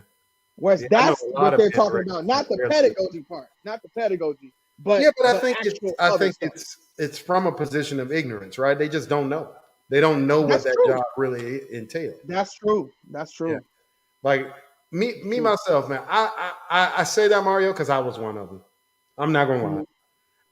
When I taught at the middle school, man, and the high schools in Virginia, I just knew coming to PV was gonna be a whole another level and all this stuff. We were going to be so great. We were going to be playing Lincolnshire Posey and all these great wind ensemble people. It was going to be amazing. And then I realized that, like you said, it takes more teaching at the collegiate level because you do want to be able to do some of those more upper level things. You know, it doesn't become about just having your kids make sure they play the right note. It becomes about phrasing. It becomes about expression. It becomes about all these nuances that make music great. You know, like we can listen. You can have a band that vertically, like a vertical alignment, they can play Lincolnshire perfectly. Me and a friend of mine, Brian, we were talking about this. You know, and you see that a lot down here in Texas, man. Like a lot of these bands are technically proficient, man. They can play all this hard literature, and vertically, it's going to line up perfectly. But ain't no music being made whatsoever. You know, so it's just like Right, it's right. clean. People play hard pieces and play them poorly, and then that's Right. not doing them justice. Right, right. I've So seen for that me, way too I many times. think that people. What's the question? Are some people using ed leadership? I think ed leadership gets some people in the door to the collegiate level, but I think that ultimately your talent is what gets you in the door. And quite frankly, if a university, you know, I don't know any university that just call somebody and say, hey, you got the job. Like there's usually an interview process, there's usually auditions, all that. So if a university thinks that a person is good enough to be whatever at their university, then you got to trust that they picked the person they thought was best. I think we see a lot of people now where name cachet has gotten a lot of people into positions, but you know, that's not, man, that's been happening throughout history. That's not new. You know, In both somebody cultures, who's in in a both position of cultures. leadership and you get your boy or your girl in. Ain't nothing Right. like, I'm sorry, our white counterparts do it. I think we deserve the freedom to do the same thing. Yeah, it happens on both spaces. Right. I think so. I think at the end of the day, the concern I have is that teaching at the university level more than any other level is about academia. It's not about test scores and stuff like that. Most universities, these are tenure track positions. Tenure track positions, especially for for head directors, require research. They require you to actually be actively involved in the community and publishing and things like that. And it's been my experience, man, just from looking at some I don't want to judge people, man, but the fact of the matter is, are you qualified in some cases to do the job that you have? Like I question a band director that will accept a job at a major institution and not do all the facets of a well-rounded music education. Like I'm sorry, like I have a problem with people only doing one ensemble second semester. To me, that should be a year-round thing. You find the time. Don't say we ain't got enough time. Shoot, we spend a lot of time. All of us wearing a marching band where we get in the band practice 4, 5, 6, 7, 8 o'clock in the morning. Don't go home to 12 o'clock. But all of a sudden the school year start and we ain't got time. Man, come on, man. You make time for what you want to make time for. So I think at the end of the day, are people qualified for the jobs that they have assumed? The director of bands job is that bands. Bands is plural. Mhm. Oh, don't run the ruffle feathers. You know, you can't just have an amazing marching band.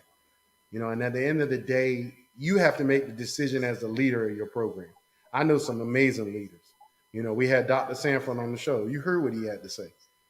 You know, there was no option for him. Doc said that his bands were built around the wind ensemble. The success of my band is built around what happens in the wind ensemble room. And I tend to follow some of that logic. I think wind ensemble is super important. I don't think that that's the base. I think teaching should happen everywhere. I run a marching band rehearsal the same way I would run a wind ensemble rehearsal. We talk about pedagogy, we talk about making music, technique, everything. So to me, this question should more so go along the lines of, is the person even qualified for the job? And I don't care how they got there. Ed leadership, doctorate in music. It's some people with doctorate degrees in music that let their bands go out there and do things that they wouldn't have done at the school that they got the doctorate from. I mean, let's be real. No HBCUs have a doctorate in music. So they had to. We were talking about the white man because that always seems to be the excuse. You had to go to one of them white man schools to get that doctorate you have, unless you got it from ICDC online. You know, with with Romeo. right, with old little Romeo and Master P. But if you didn't, you had to go to one of them white schools to get it.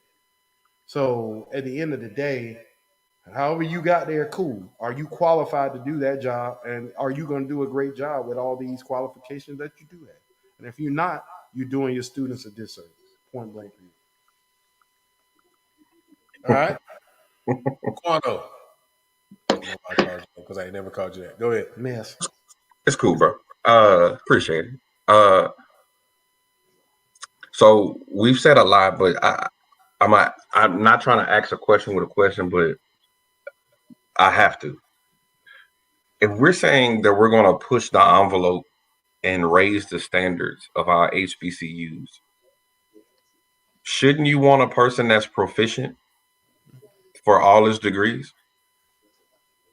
There are, and this is, and if a person watches this show and they have a doctoral degree in ed leadership and you're a band director, wherever, I'm not picking anybody, but I'm just saying for me and my conviction, I would want a person who has all of these degrees, because we look at the collegiate level, which it is the highest level of marching bands outside of the drum corps and that aspect and that type of circuit.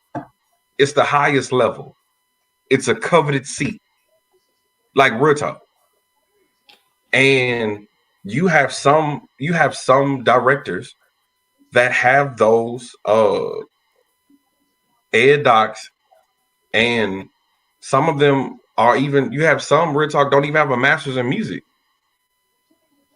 So I mean, like, where are our standards? And again, if that's you, peace be unto you and to your program. I'm not knocking it. But for me and my conviction, I want a DMA. That's what I want, because I want to ensure that I'm proficient in all my degrees. I want to continue to do the research, regardless if it's qualitative or quantitative, regardless what it is. I want to make sure that I'm proficient in my current degrees and in my previous degrees, and continuously pushing and then inspiring the next generation to do the same. I think we need to raise our standards, bro. It's like, not being ugly, we compare PWI versus HBCU, but you can't be a department chair with an ed doc and not a DMA. And if it is, I apologize ahead, because maybe I'm wrong. But I sometimes I just feel like we dummy down shit to say we have something.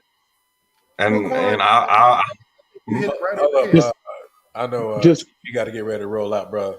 yeah, I just had to roll out. I wanted to wait till you finish that, Quan, because I wanted to hear what you had to say, bro. But I wanted to tell everybody, man, for everybody watching, man, thank you guys so much for coming to the show. And sorry I had to pull off early. I got the kids, man, so I got to get them down. It's that time of night for sure. So it's good to see everybody, man. I'll see y'all next week, man, for sure. good night, bro. Much love. All right, go ahead, Rick. Go. Quan, I think it's the fact that doing what you said, it's hard. It's easy to get, like, to even get into a doctoral program, you have to have a certain number of years teaching. You have to have videos that show your proficiency at teaching. You have to have recommendations from people in the field that recognize you as a peer. There are a lot of aspects that go into getting into a doctoral program that a lot of people want to cut the corner to do. You know what I'm saying? Like, it's easy to try to find ways around the hard work, man. Like, I'm going to be adamant about what I said, man. People think that the collegiate level is easier, and it is not. It is by far more difficult to sustain at this level. You can get in the door. There's a lot of schools that'll let you in the door. True, there are people, that are at the collegiate level that don't even have master's degrees. You know what I'm saying? Like, but that's not taken away from their talents. It's just saying that schools will make sacrifices and changes for people that they respect or want. Like all these people that never went to college that have honorary doctorate degrees. You know what I'm saying? Like it happens when you have the experience to go along with the, with what people appreciate about what you do. But at the end of the day, man, it's hard to do it. And you said DMA, that's a step under PhD. You know what I'm saying? Like a PhD in music, Doctor of Philosophy in music, that is hard. A PhD. Right. So I think at the end of the day, man, I think people genuinely want to do what we do and want to be able to do it at a high level. But I think that they're going to find the easiest way to get there, even if that means, maybe cutting some of the qualifications. I don't really know many people that have a doctorate in ed leadership that is a band director. I don't know many. So I think, Quan, what you said is valid because I don't think many of those people are out there. But I think that, I think we're more so talking about the lower level positions in a band, not necessarily the director of bands, but maybe associate or assistant. I don't know. But for me, Quan, I agree with you 100%. The documentation doesn't tell you that you're an amazing teacher. The documentation tells you that you put the work and time in to be able to be in that position that you're in. And then your work speaks for itself. So, yeah. And so, I mean, like I said, go ahead, Pimp. No, no, you good. Just again, I mean, and I don't mind saying it. I was the guy from doctoral school, like, but I'm gonna try again. But because that is something that I want to be recognized, and it's not about black, white, but I want to be recognized amongst my peers as musicians as this person is a master teacher, bro. And no, you don't have to quote unquote have the degree to say that you're a master teacher, but I want to walk with a sense of humility my entire life to be a lifelong student. And I want to earn that degree.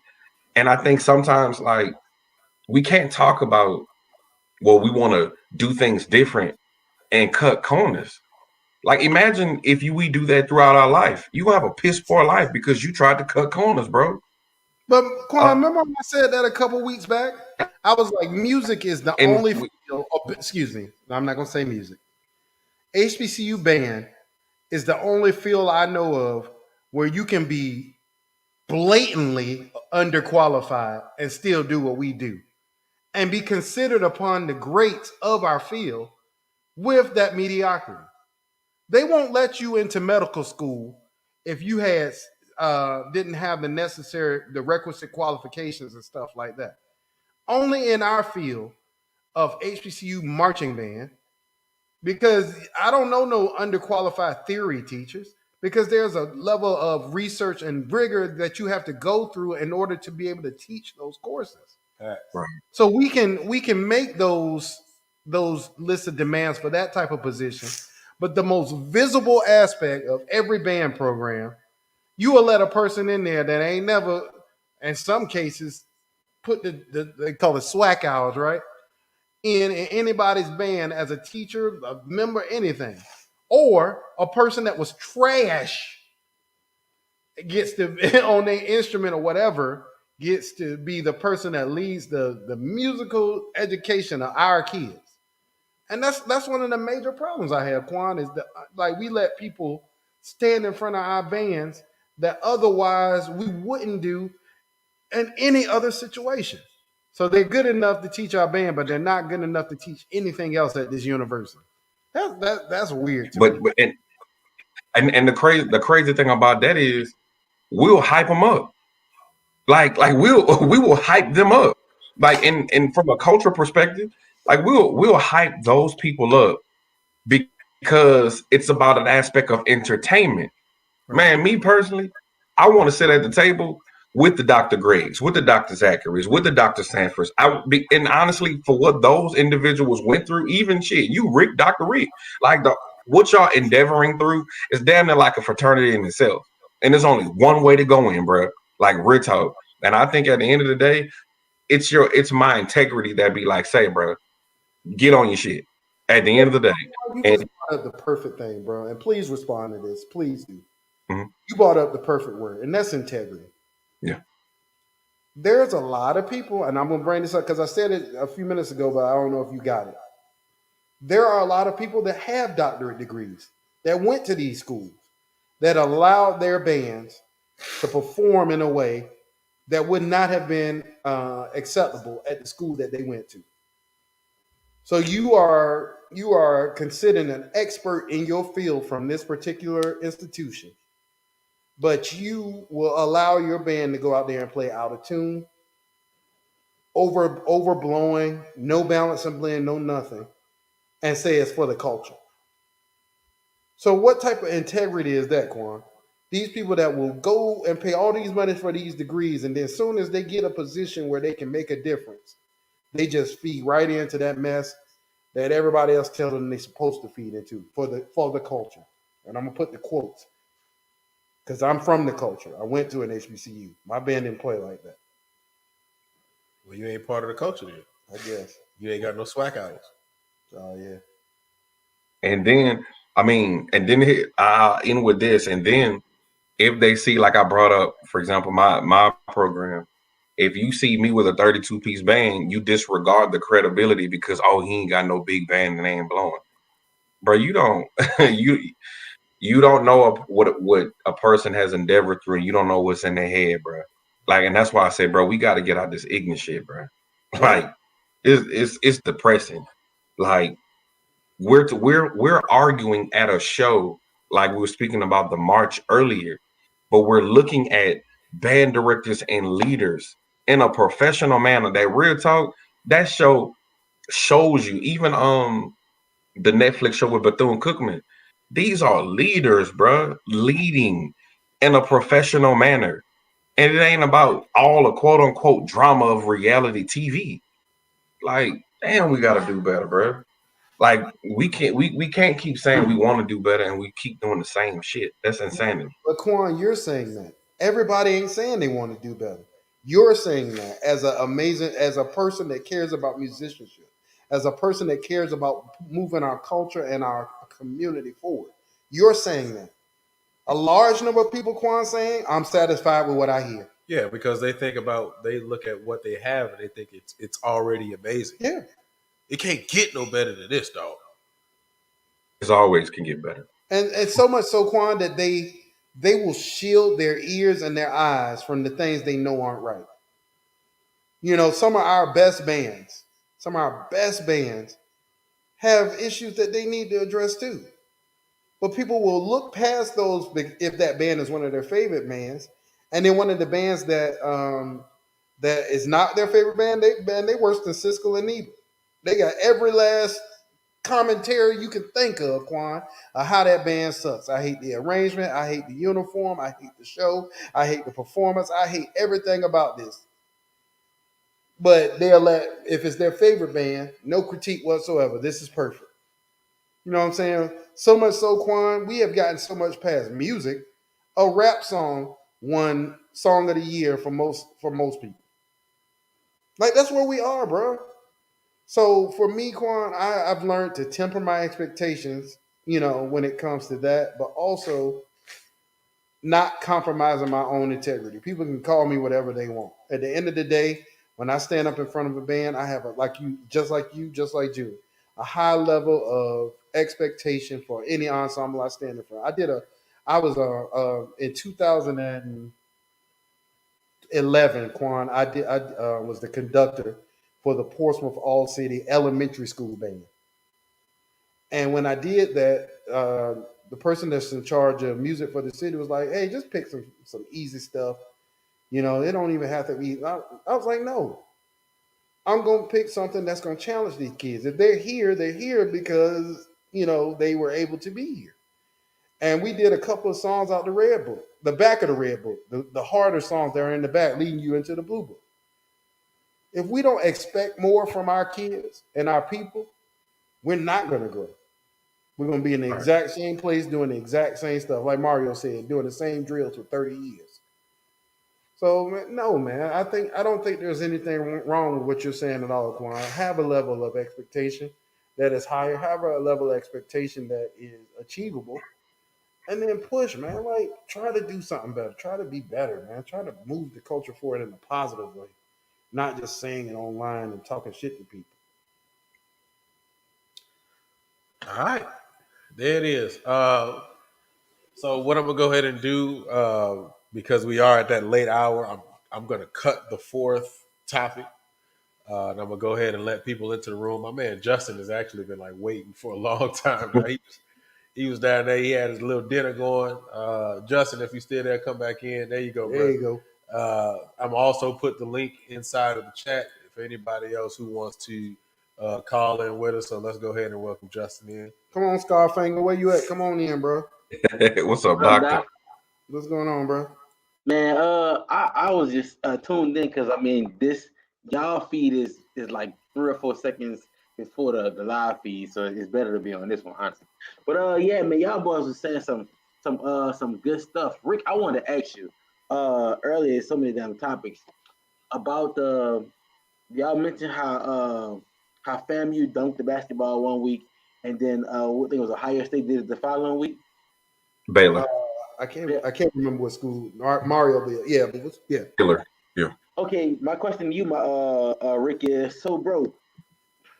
I can't help but to agree when you said, like, HBCU field show aspects, they don't change, like repeating the same thing, different songs and nature.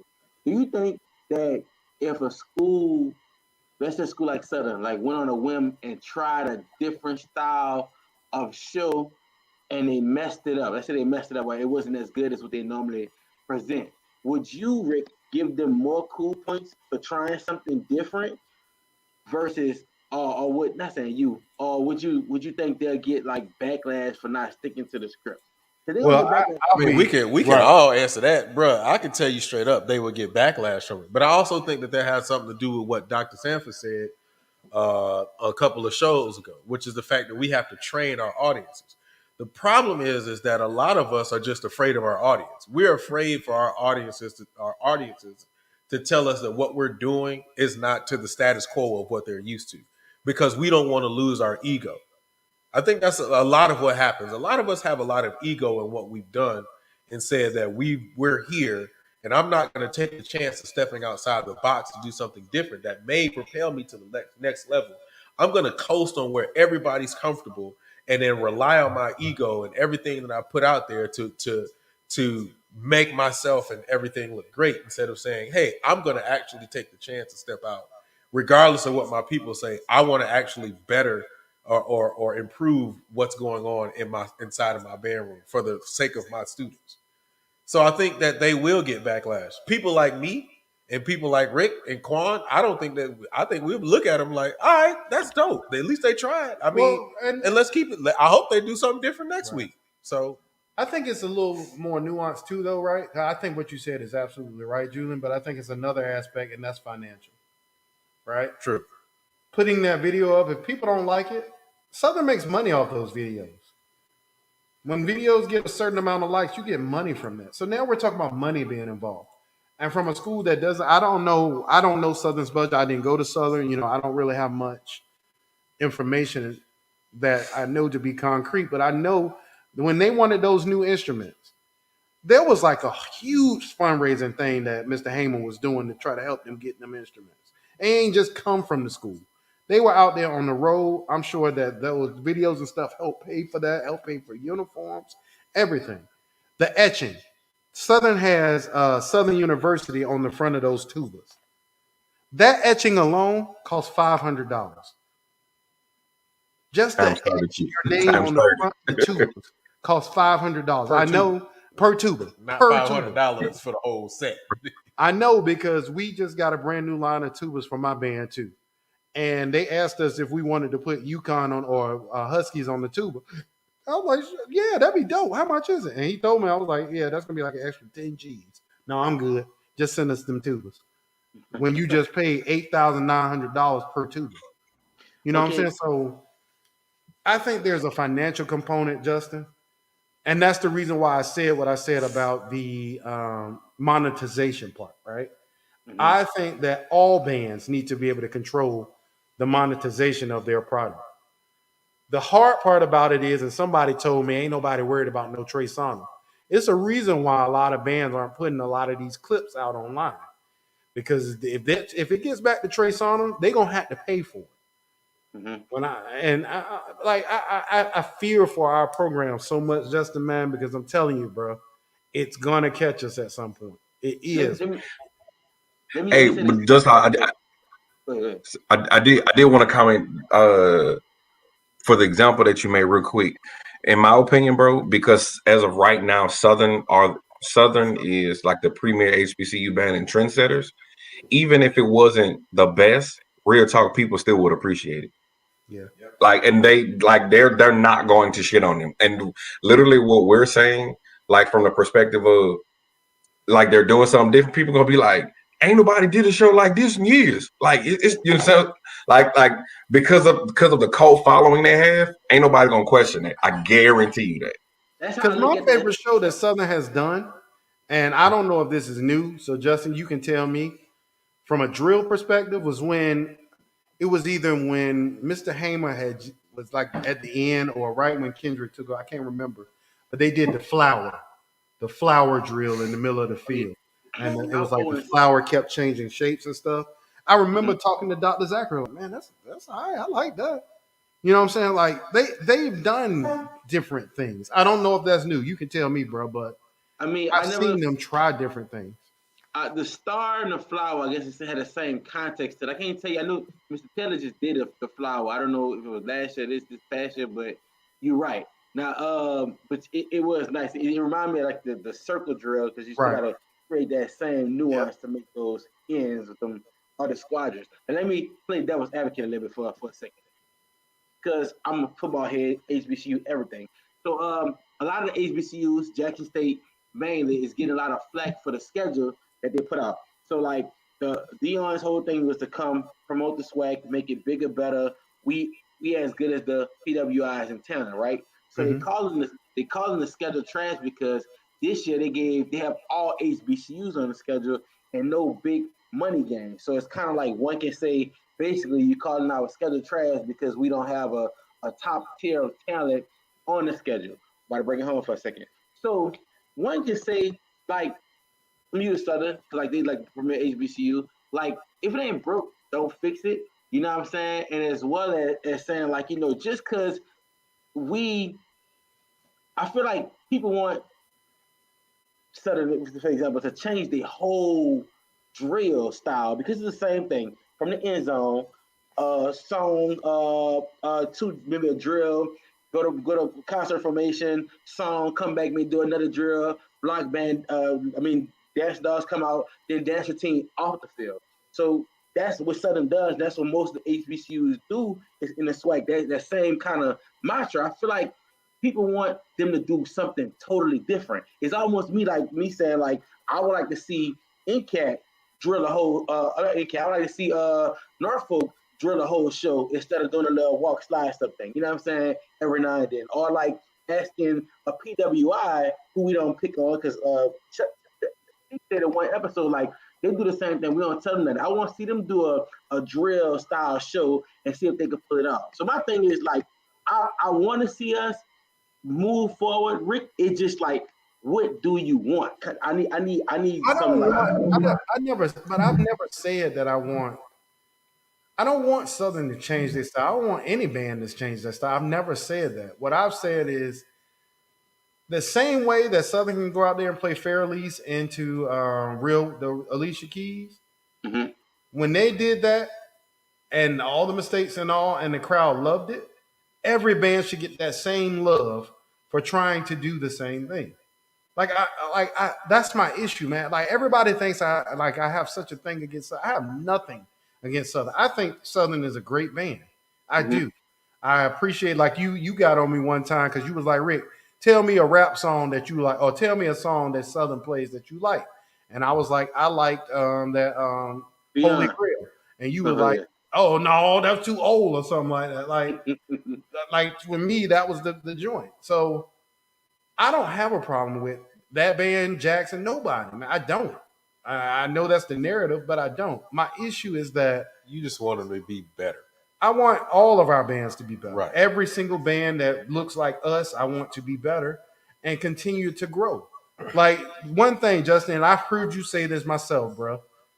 You can go back, you look at 2012 PV, you look at 2014 PV, you look at 2016 PV, and you look at 2018, which is the best band I think PV has ever That's had. my favorite PV. The 18, Right. man. Do those bands look the same? No, not at all. Mm-mm. Constant growth. Every single year, bro, that band got better. 2020, during the COVID year when they were in the stands playing, that's one of the best sounds I've heard come out of HBCU band culture in the last 10 years. They sound amazing. So much so people were online capping talking about something they were in the studio. Mhm. Like that band doesn't get nearly the credit it deserves because of the name. I swear to God, Justin, if you change the uniform, yes, they have moments, but every band has moments. But Some they bands get don't get called out for that. and that's my point exactly. We can critique the hell out of them when they aren't amazingly perfect. But some of our favorite bands have the same type of mistakes and get none of those same critiques. But yet PV has continuously grown every year and gets no credit for it. And I just have a problem with that. I want there to be an equal playing field. When Southern think Rick- doesn't sound good, like on that fair release, then we should be able to say, while I still love Southern, that was not good. But here's the other half of that. The other half of that is not only being able to critique and say it wasn't good, but for them to go back and make the necessary changes because they want to be better. But a lot of people And it's feed not just into Southern. I'm just talking about right, anybody. exactly. But I'm saying a lot of people feed into the, like Quan said earlier, the whole internet craze. We capitulate to what the internet say we should do. Like there's nothing wrong with wanting better for something that you say you love. I said this before, man. I marched in the Legion. I love the Legion. I'm gonna always love the Legion. I love the people I marched in the Legion with. Is the Legion always perfect? Hell Absolutely no. not. Some of that stuff I'd be like, I don't know, man. But, and this is something that we had to fix at PV. Well, I'm not going to get online and bash my band. I'm not going to do that.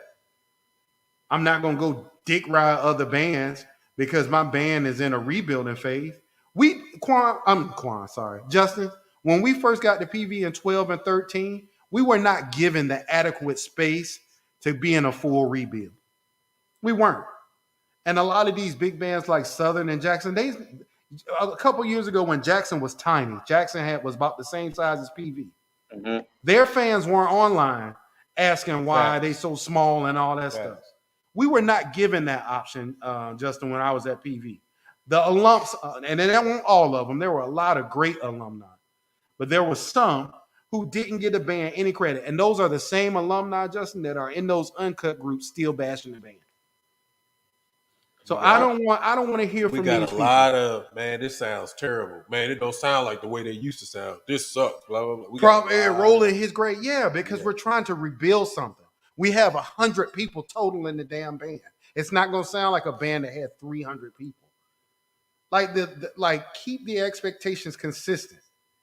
Like I'm sure I know a lot of Southern alumni, Justin, that are not satisfied with some things that go on. But they are never gonna get online and say that to people. I'm sure those some of y'all's like Southern groups. I'm sure some of y'all be in there going in. But guess what? I ain't never seen it. You know why? Because I ain't go to Southern, and y'all ain't out here broadcasting. So I want that same consistency, Justin, for every band. As a person who marched in the Legion, I will tell you, we have problems with the Legion. You'll never see it online. How many times have we bashed the Legion in public? Because I ain't never seen it. Ever. Exactly. But when we get into our own spaces, oh yeah. Oh yeah, Sean, that is a perfect example. What the hello clip? Remember that hello from the Bayou Classic? Can we talk about that? Did that sound good? Mm-hmm. Well, Did that sound good? What? I'm sure, and now this is coming. I personally talked to Southern alumni. Damn, but they ain't gonna never type that shit online for the masses to know, man. Like that's my problem, man. I want to know when Miss Charmaine called that spade. Like meaning like it didn't sound good because that went viral. That was like it went viral, yes, because they were playing the #1 song in the world. It wasn't because it sounded great. It was because they were playing the number one song. Justin, go back and listen to the. I'm gonna listen to Volume it. 'Cause that, Please go back and listen to it. There's a lot of stuff was in that clip that went on that just was like I don't want to talk about it. Well, But let me I'm- ask you I'm this, definitely- Justin. It's a video flow, and I know you've seen this video because you're in these groups just like I am. It's a video with somebody right in front of the mellophone section, and they just selling Wolf tickets. They playing whatever the hell they You can talking think about a of. Bloody Sunday? Yeah, at the Mardi Gras. And people will make their excuse, oh, it's just Mardi Gras, dog. Y'all being, that's what we get, bro. Oh, it's just Mardi Gras. Y'all being giving too big of a Critical. critique. That's what they get. But PV will come in, or no, I'm not even going to use PV because I know we're going to have some people saying we did right, Just whatever. bias, Right, bias and bias all on that. PV. When Norfolk came to, You can't say Norfolk. You went to Norfolk. You can okay, say let me Norfolk. give a good one. No, because they be like, it's because we went to Norfolk. That's why. Alabama A&M. I got Alabama A&M. I think it's is one of the best sounding bands in the SWAC. hands down, and then consistent too. Why don't they get the credit they deserve? I give them credit. I got a new A&M and the old A&M. 18 But Justin, you also got sense. There's a But at the difference. same time, to the point. Okay, let's go back to that Mardi Gras clip. Like it's all about understanding time frame too, right? For example, I'm not coming to Crankfest to hear Mary Had a Little Lamb or Beethoven. You know what I'm saying? What I'm coming to hear? That gangster. You know what I'm saying? Right. Mardi Gras is Bloody Sunday. I'm not going there to hear. I'm not going there to hear yada yada yada. I come here to cranking. Now I get a person like you, Rick, is like I can sit in the spectrum of everybody. I Rick and them who gonna talk about pedagogy and everything you need to talk about. I got goons who gonna talk about they take it up at the end and they super B flats, and I got the band directors who understand what they need to impress those kids who out there at Mardi Gras watching to get to come to their school. You know what I'm saying? It's But that's the thing. I was gonna say something. We were both of us were screamers. Both of us.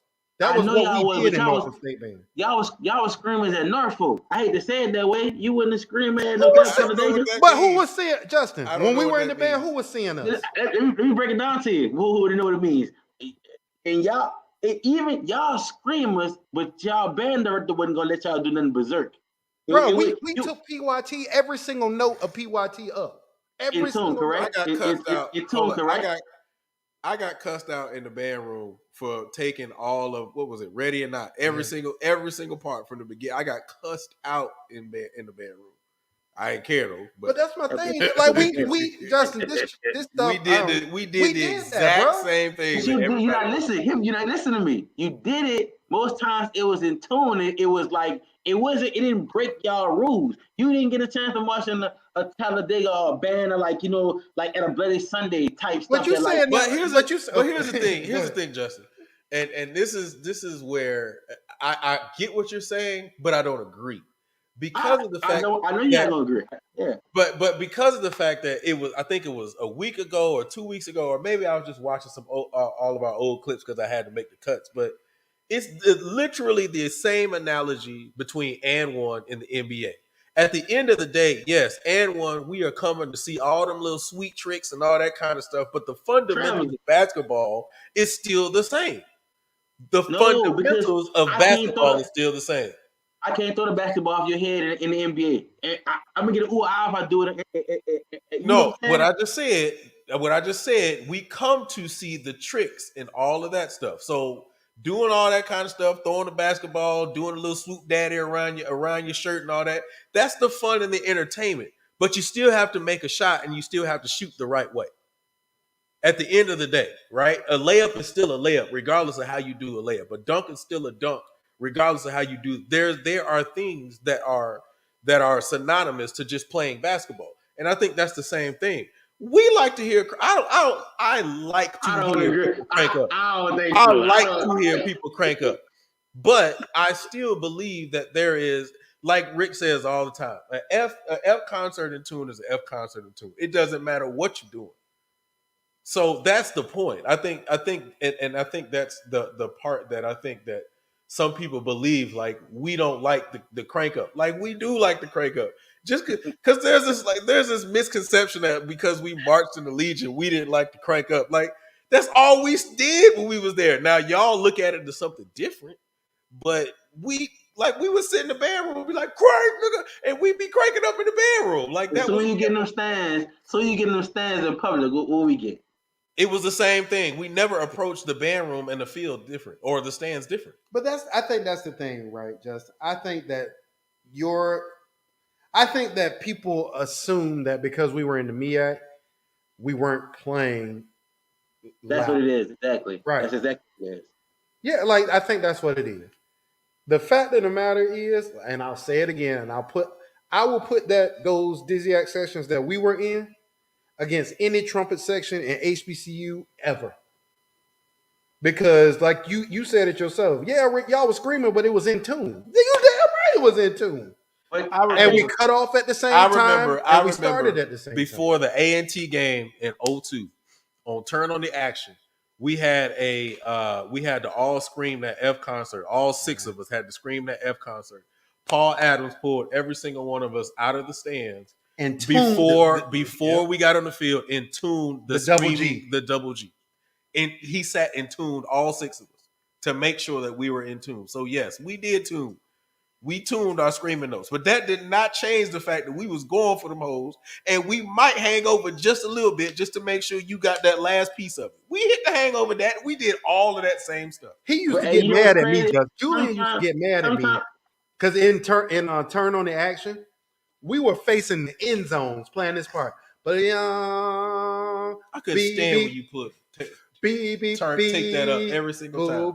I used to take it up every single time I took it up. And Julian was like, dog, why are you wasting it? Nobody's taking that up. Dog. Like, we were facing, nobody's hearing that, dog. It was a waste. It wasn't. Justin, go listen to the A&T video. You can hear that double G. It was not even an important part of that. It was not the melodic You see line. this energy? You see the energy that you got right now, Rick? Like, imagine a whole section that's thinking like you and nobody thinking how he thinking. Everybody like, yeah. Rick, no, he thought that way too. It was 2 notes. It was 2 notes that he used to hate that I used to scream because he thought they made no sense. It was that double G facing the end zone and the A on and Behold. the A and Behold, the double A. Did they make sense?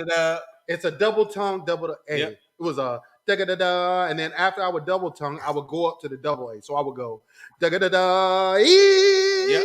And he used to get mad at me every time. But here's the thing that goes against what you're saying, Justin. I was the only one who felt that way. Yeah. It was 6 of us who were screamers in that section.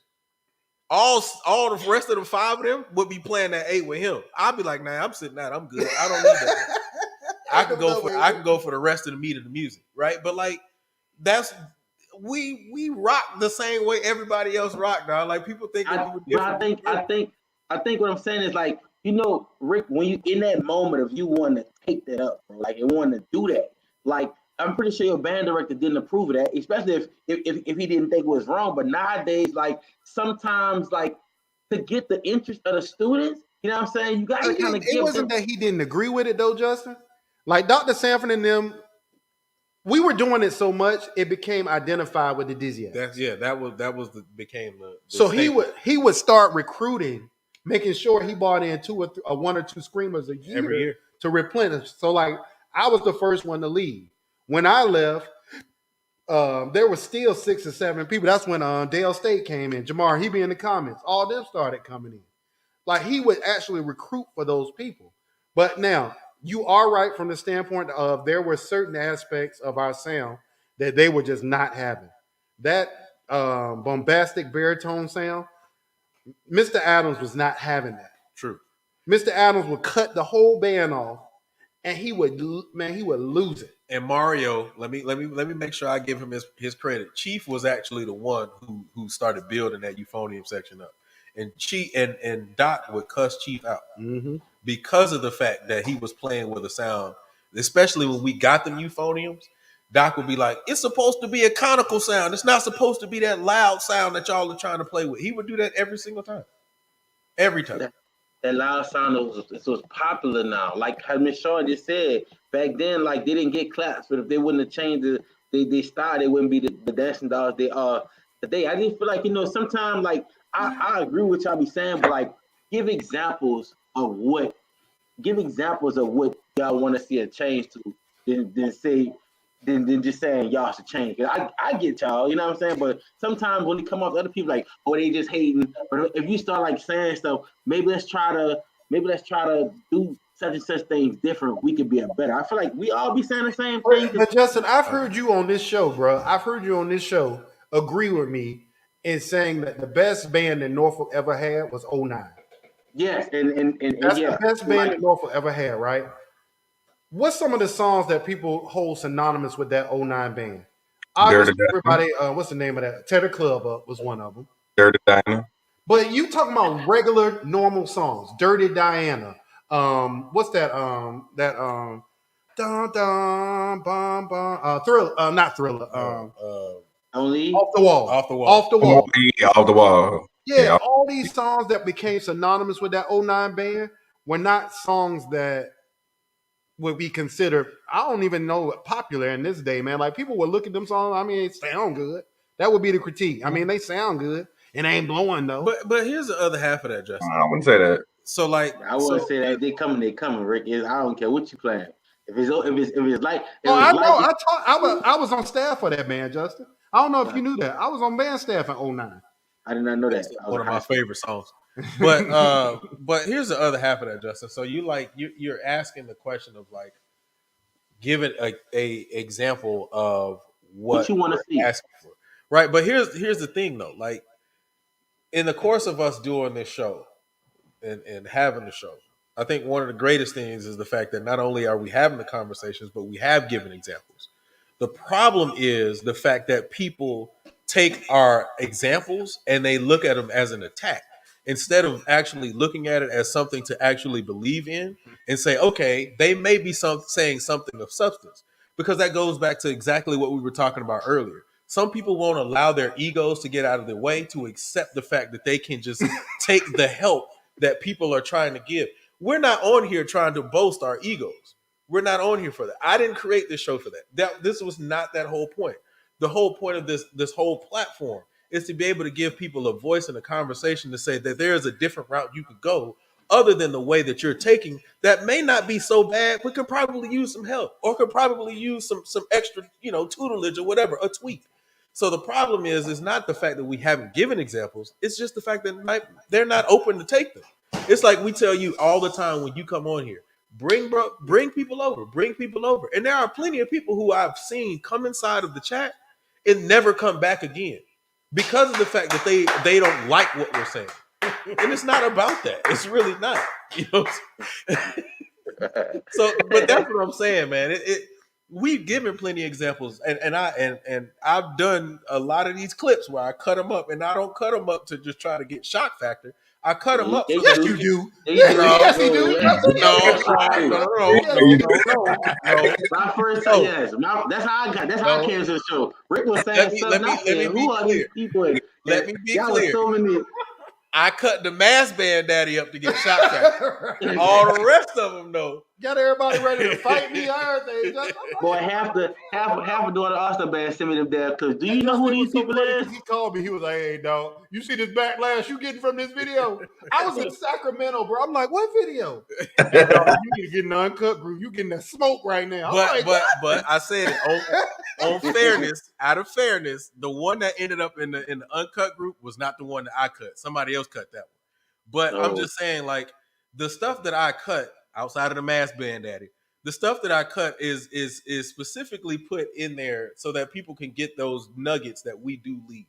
If you go back and look at all of them different clips that I cut, except for the mass band daddy, you will find a lot of information that's in there that you could take and use for yourself if you are a director or if you are a student. The problem is, once again, people just feel like they're being attacked and they go on the defensive instead of saying, man, I might listen to what these brothers are trying to say. It's as simple as when Rick brings up Trey Songz. There's literally people on that video in the comments saying, ain't nobody worried about Trey Songz. Like, that's the problem. That's literally the problem. Not being open enough to say, maybe I need to take heed to some of this information. Or I may just need to watch out. He may be right. Trey Songz sued a middle school. You don't think they'll sue a band full of black folk? They sue a couple HBCUs every year. I know for sure. You know what I'm saying? When you was right about not posting some of them songs because like they'll get back. Like we can't even put some time. Prince, Beyonce, and Jay-Z don't even worry about it. But posting on YouTube is gonna get flagged. You know what I'm saying? So I Like, can think about it like this, Justin. I'm gonna give you a more recent song that I love from Southern. All right, I'm gonna give you a more recent one, and there's only one clip of it online, and that's the when they did that Outcast in 2018 against PV. don't tell me. Yeah, what's the name? When they cut off and come back in at the end. Yeah, and they face PV. What's the name of that song? Oh my God, Hold on, that what's would never. the Outcast song that Southern played against PV. Liberation. Liberation. That was it. That's one of my favorite songs. Brian wrote the hell out of that. Like, Brian, kudos to you, bro. That's a hit. They played that song one time. One of the best songs, in my opinion, they had in the book over the last couple of years. They played it. They got one clip of it. I think it's the reason why they only got one clip of that joint. They got a bunch of one hit bangers though out there, like, well, not one clip of it, but one game. You know what I'm saying? So I don't know, but you may be right, Rick. You know what I'm saying? I don't know. It just, bro, I'm telling you, man. Look, I'm gonna tell you how real it is, Justin. They wrote my director of bands at my job. He went to the CBDNA conference. Trey Songz did a presentation at CBDNA talking about how they about to start suing people. I'm dead serious, bro. It's real. And I want our people to get ahead of this game, dog. We dealt with a lot of that when I was at PV. Dr. Zachary is not playing either. Like, we not gonna get our band sued. And it's coming. They coming for money because these artists aren't making money from this. And what scares me is all these HBCUs, they write these songs and then they tag the artists in the song. Yep. To get the click daddies. But at the end of the day, them click daddies gonna get your band taken away from you. Man, but like Chloe Bailey, when she shouted out PV, I thought that was dope. But in my mind, I'm like, shit, I hope they pay for the rights, or I hope she ain't gonna be an ass about it. You take notice, ain't nobody playing no FIFA songs. I would think they'd be promotion for the song. Why they don't look at it that way? You know what I'm saying? Yeah. It's because the reason why they don't look at it that way is because at the end of the day, a lot of these bands, between the number of clicks and views that they get, are starting to create revenue from that, and that's revenue that they're specifically missing. And they feel that it don't matter if it's promotional. I'm glad you promoted this, but I want my money because I didn't ask you to write that song. You didn't get money from me or my writers to write that song to put out there to actually collect money and funds from the views and clicks that you get. Hey, Justin. To lighten the subject a little bit. I understand everything you're talking about, bro. You ain't about to listen. I understand. Hey, Just I gotta lighten it up, dog. I need to get you on record. But first of all, are you coming to San Antonio, man? Are we gonna see you here? Nah, man, I'm going to Houston. I'm booked out the whole all week, dog. I gotta go to Texas Southern game. My bad. Shit. I wish I could. But I gotta get you on record. Somebody asked this in the Uncut group, and everybody was in there hating. But I'm gonna ask the question here. You ready to admit that we gave Southern that L in 2015?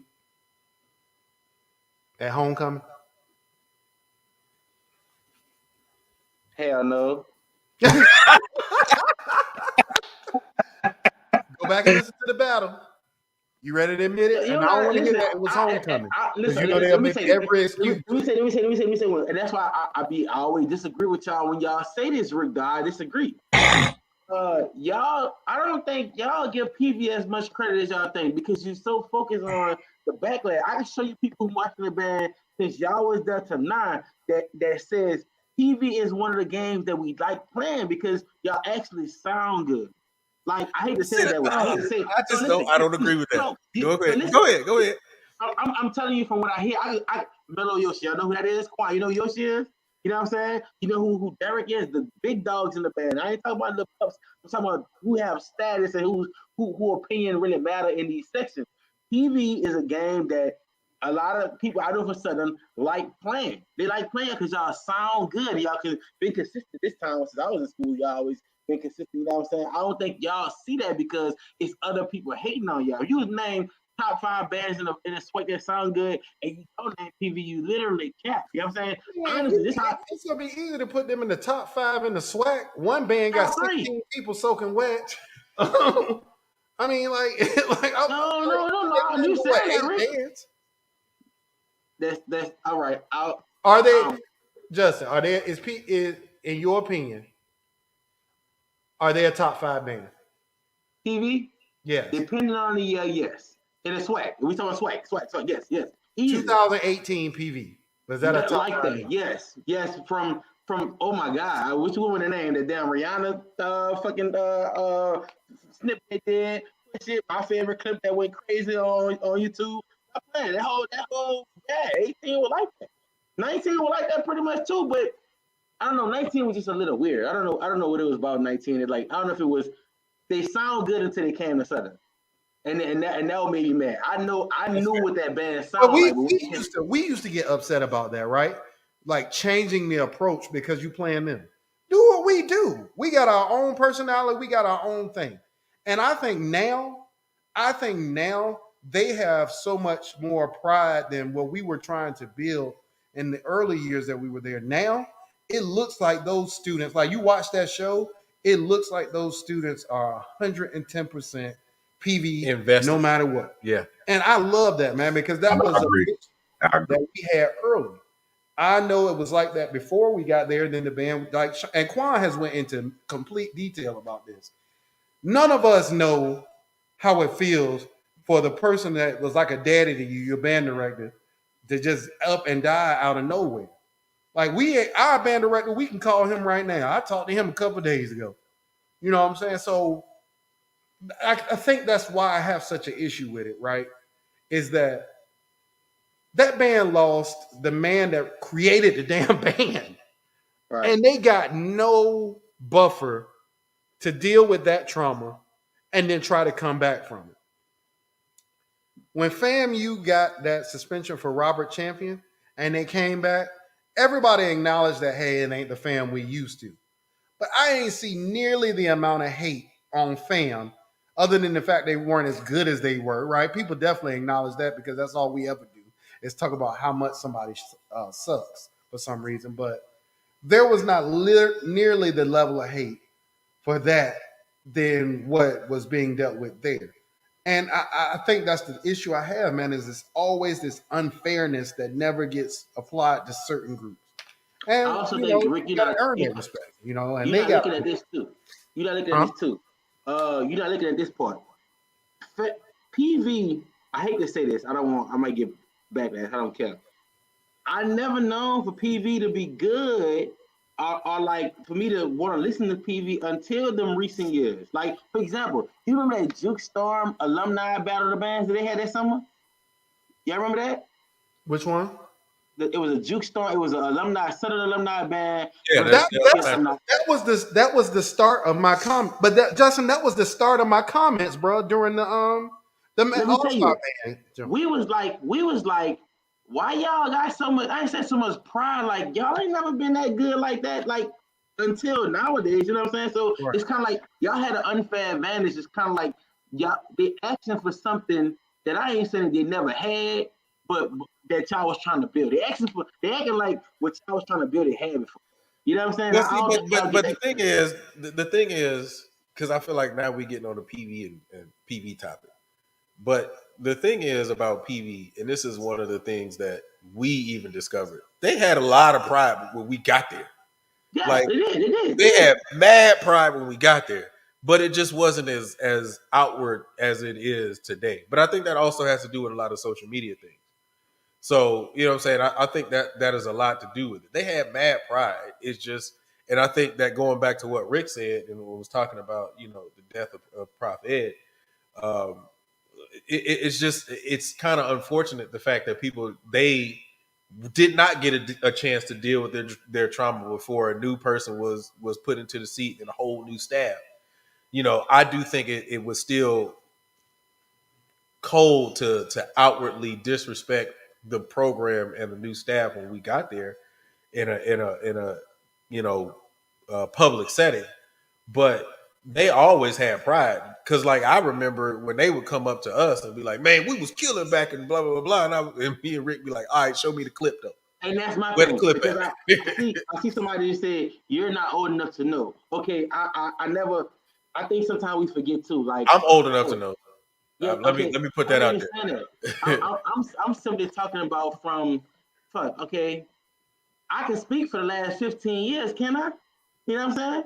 15 years is a long time. I don't care what you're talking about. You know what I'm saying? That's Rick, which I've been out of college about 20 years now.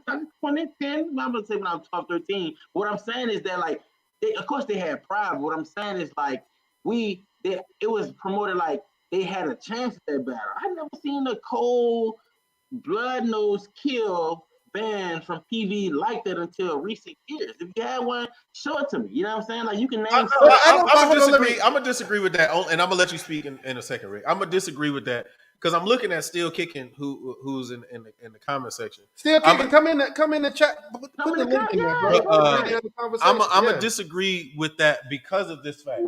I'm from Houston, bro, so I grew up seeing PV and Texas Southern. You know what I'm saying? Since I was in high school, so the years of PV that he's talking about. 98, 99, 2000, blah, blah, blah. I've seen all of those years. You know what I'm saying? They've always had that. You know, the energy that you're saying that they were displaying in the alumni band battle against Southern, they've always had that. It's always been there. But it just, like I said, it wasn't as outward as we see it to be. But I disagree with that. Because of social media. No, I disagree with that. What I think it is, Justin, to be honest. Or they just didn't pay attention. No, they had a different sound. They did not sound like anybody else. That's true. So everybody, see, that's the problem, Justin. That's true. Everybody associates blowing with Southern. PV had their own sound. They did. They came in, they was going to hit you with that Walking in the Rain. I don't know if you heard that in person. That Walking in the Rain blow. Yes. Right. They're going to hit you with that. They're going to hit you with all these charts. But here's the difference. Then all blues, which is not loud. They had their own identity. They had their own sound. But then they're going to shut it down, and you're going to get one of the most beautiful ballads you heard in the swag. Yeah. Because that's what Prof Ed did. Prof Ed hit them ballad daddy. And now the only thing that's associated with anything that's blowing is the sound of Southern. And that's my problem, dog. Like, it's okay for a band to have their own identity and their own sound. And us to be able to appreciate it other than that joint won't blowing. Like, I'm sorry, bro. Like, there's a lot of bands that are play with a big sound, but it doesn't sound that way to people because it doesn't have the edge that some of our favorite bands have. It doesn't have the screaming baritones and all that stuff. Go ahead, bro. Bethune-Cookman, the prime example of a band that has a big sound. They sound so massive, and it hits you. It just don't touch you, I guess. You know what I'm saying? You feel it, but it ain't the knock you across the head. I'm not saying that they didn't have it. But I'm saying that, like, I learned so much from that damn alumni battle. Like, they're like, damn, PV, like, I ain't know, like, it was this, I didn't say prideful, but like, damn, can you show me the clips to match like what you talking about? Because everybody alumni say like we was this back in the day, you know what I'm saying? Versus a Norfolk. Y'all tell me, Rick, you have a clip that's crazy. Pull that trumpet clip. You know what I'm saying? Like, but what I'm saying is like this new PV or the PV that we see now, that like I'm going up. PV, have they ever been that big in history? Like that 18, 19 PV? Ever? But no band in the SWAC has ever been that big. PV almost had 400 people a couple years ago. Okay. That big? They've been close. They've been close. In the 90s? No, it was in the 2000s. Like 2010 was that big. Yeah. It was they won SWAC championship, but they went to Honda and it was going crazy up. And I remember that. You know what I'm saying? So like, yeah. What I'm saying is not like I just think that there has to be room for difference. There has to be room for different approaches that still get appreciation. Everything is not about blowing, and it feels like that's all that people care about.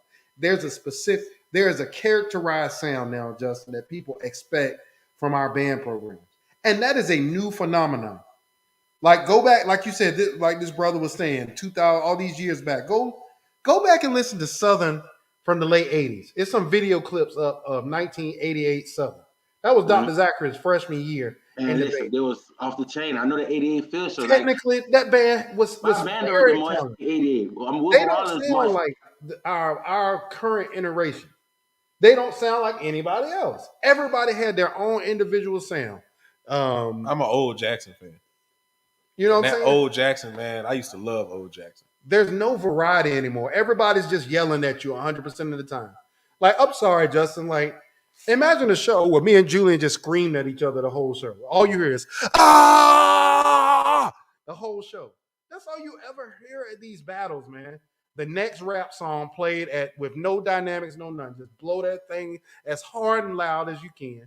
The kids' faces look like they got punched in the mouth.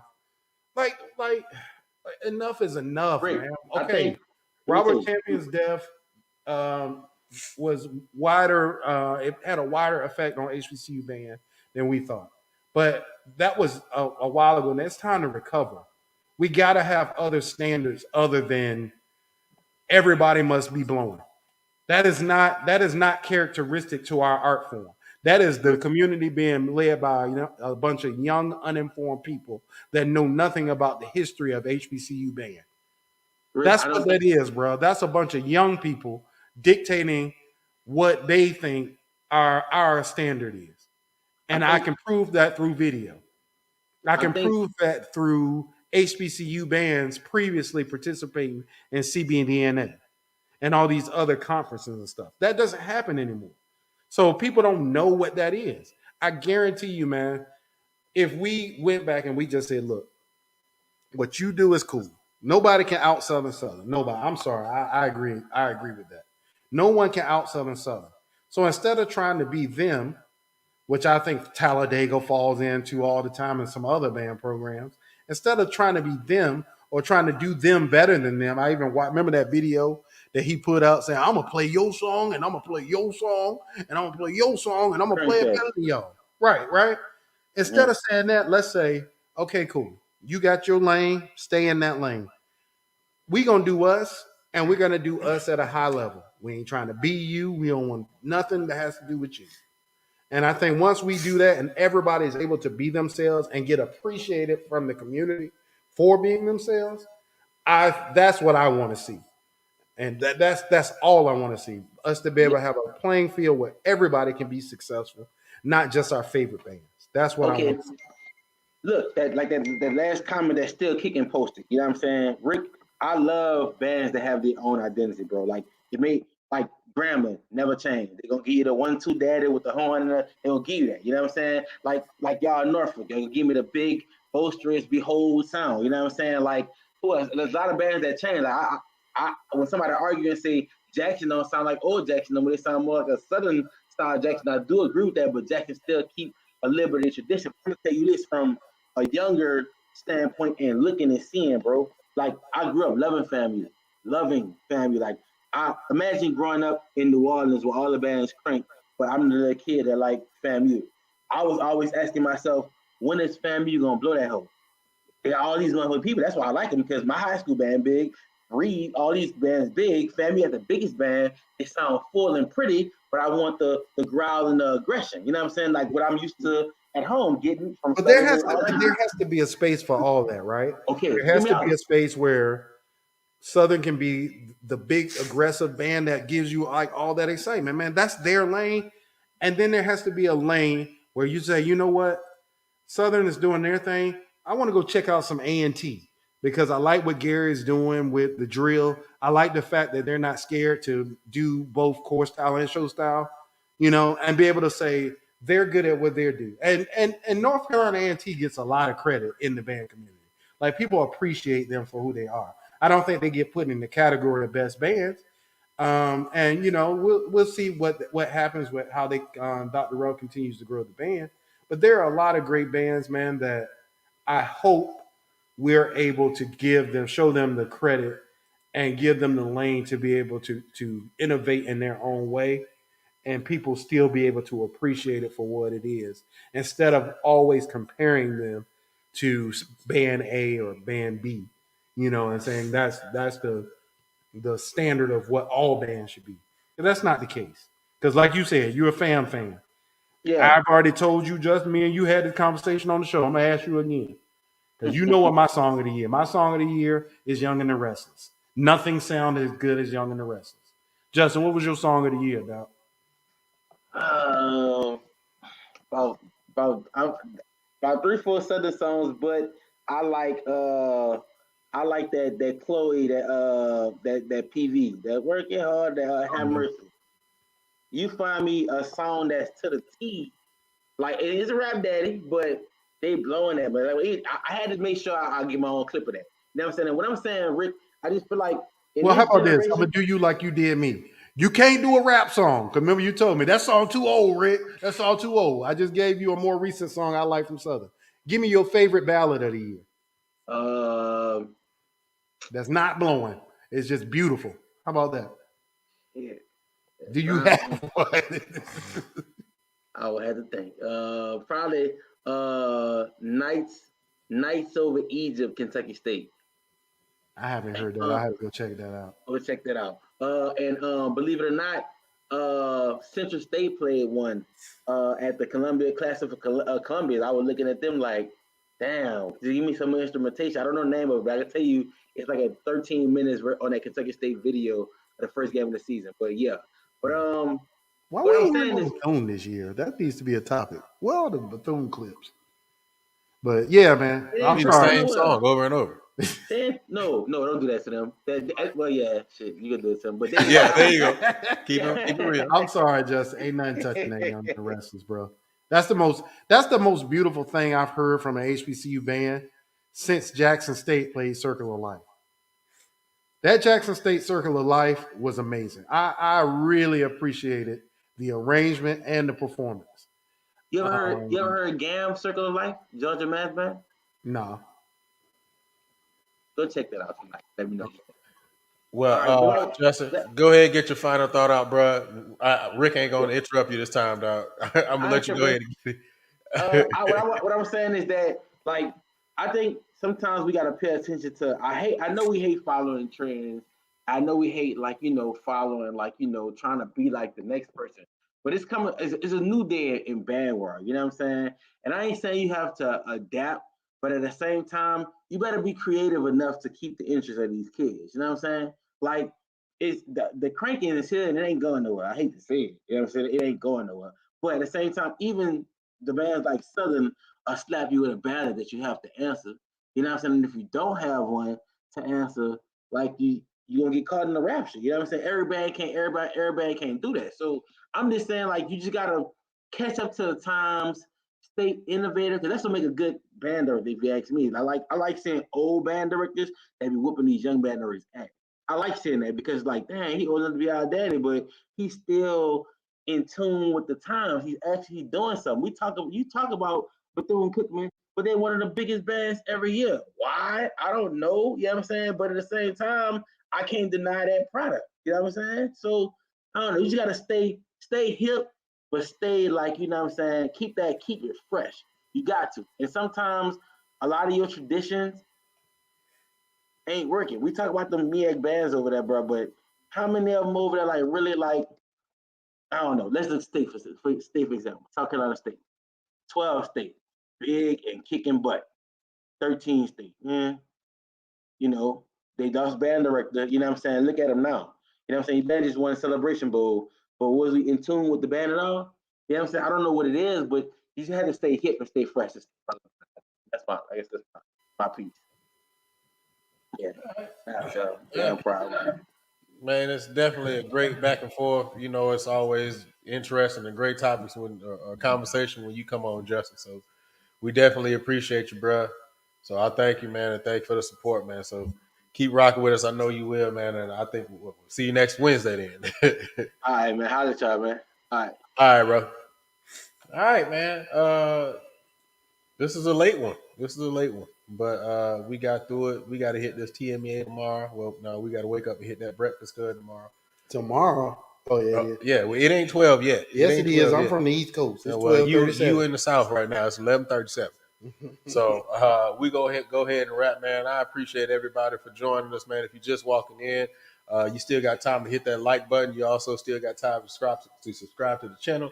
If you didn't catch any other information that we went over today or any other show, you can check us out tomorrow when we are on all of your favorite podcasts, or just go look us up on at any of your podcasts at Real Talk That Talk, except for Apple. I'm still working on that one. Also, please make sure you go ahead and get to Talk That Talk merch if you haven't done so. Rick, any final thoughts? Anything you got for the culture before we get out of here? Hey man, I already told y'all the new albums is coming out this week. Go check those out, man. I'm really excited about that new Moonchild comes out. It's either this week or next week. And then that Robert Glasper comes out at the end of the month, man.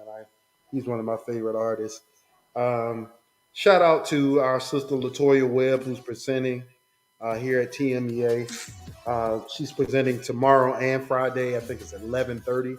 So go support our sister, y'all, if you here, and show her that we love her, man, just by being there and hearing what she has to say. She's really talking about some important factors with women in our art form. So really important conversation. So go support Latoya. She's the assistant director of bands at University of Texas. And just y'all, we gonna be around. We're gonna be dressed normal. I'm not dressing up. So come, if y'all see us at TMEA, don't be phony. Come over, say hi. Don't be disrespectful. If you want to tell us why we wrong about everything, cool. And we'll definitely sit out and chop it up with you. Yeah. Yeah, we ain't got no problems with that. Scarfinger, brother, I see you, man. We got to get out of here. It's getting late. Sorry, man, you couldn't get in.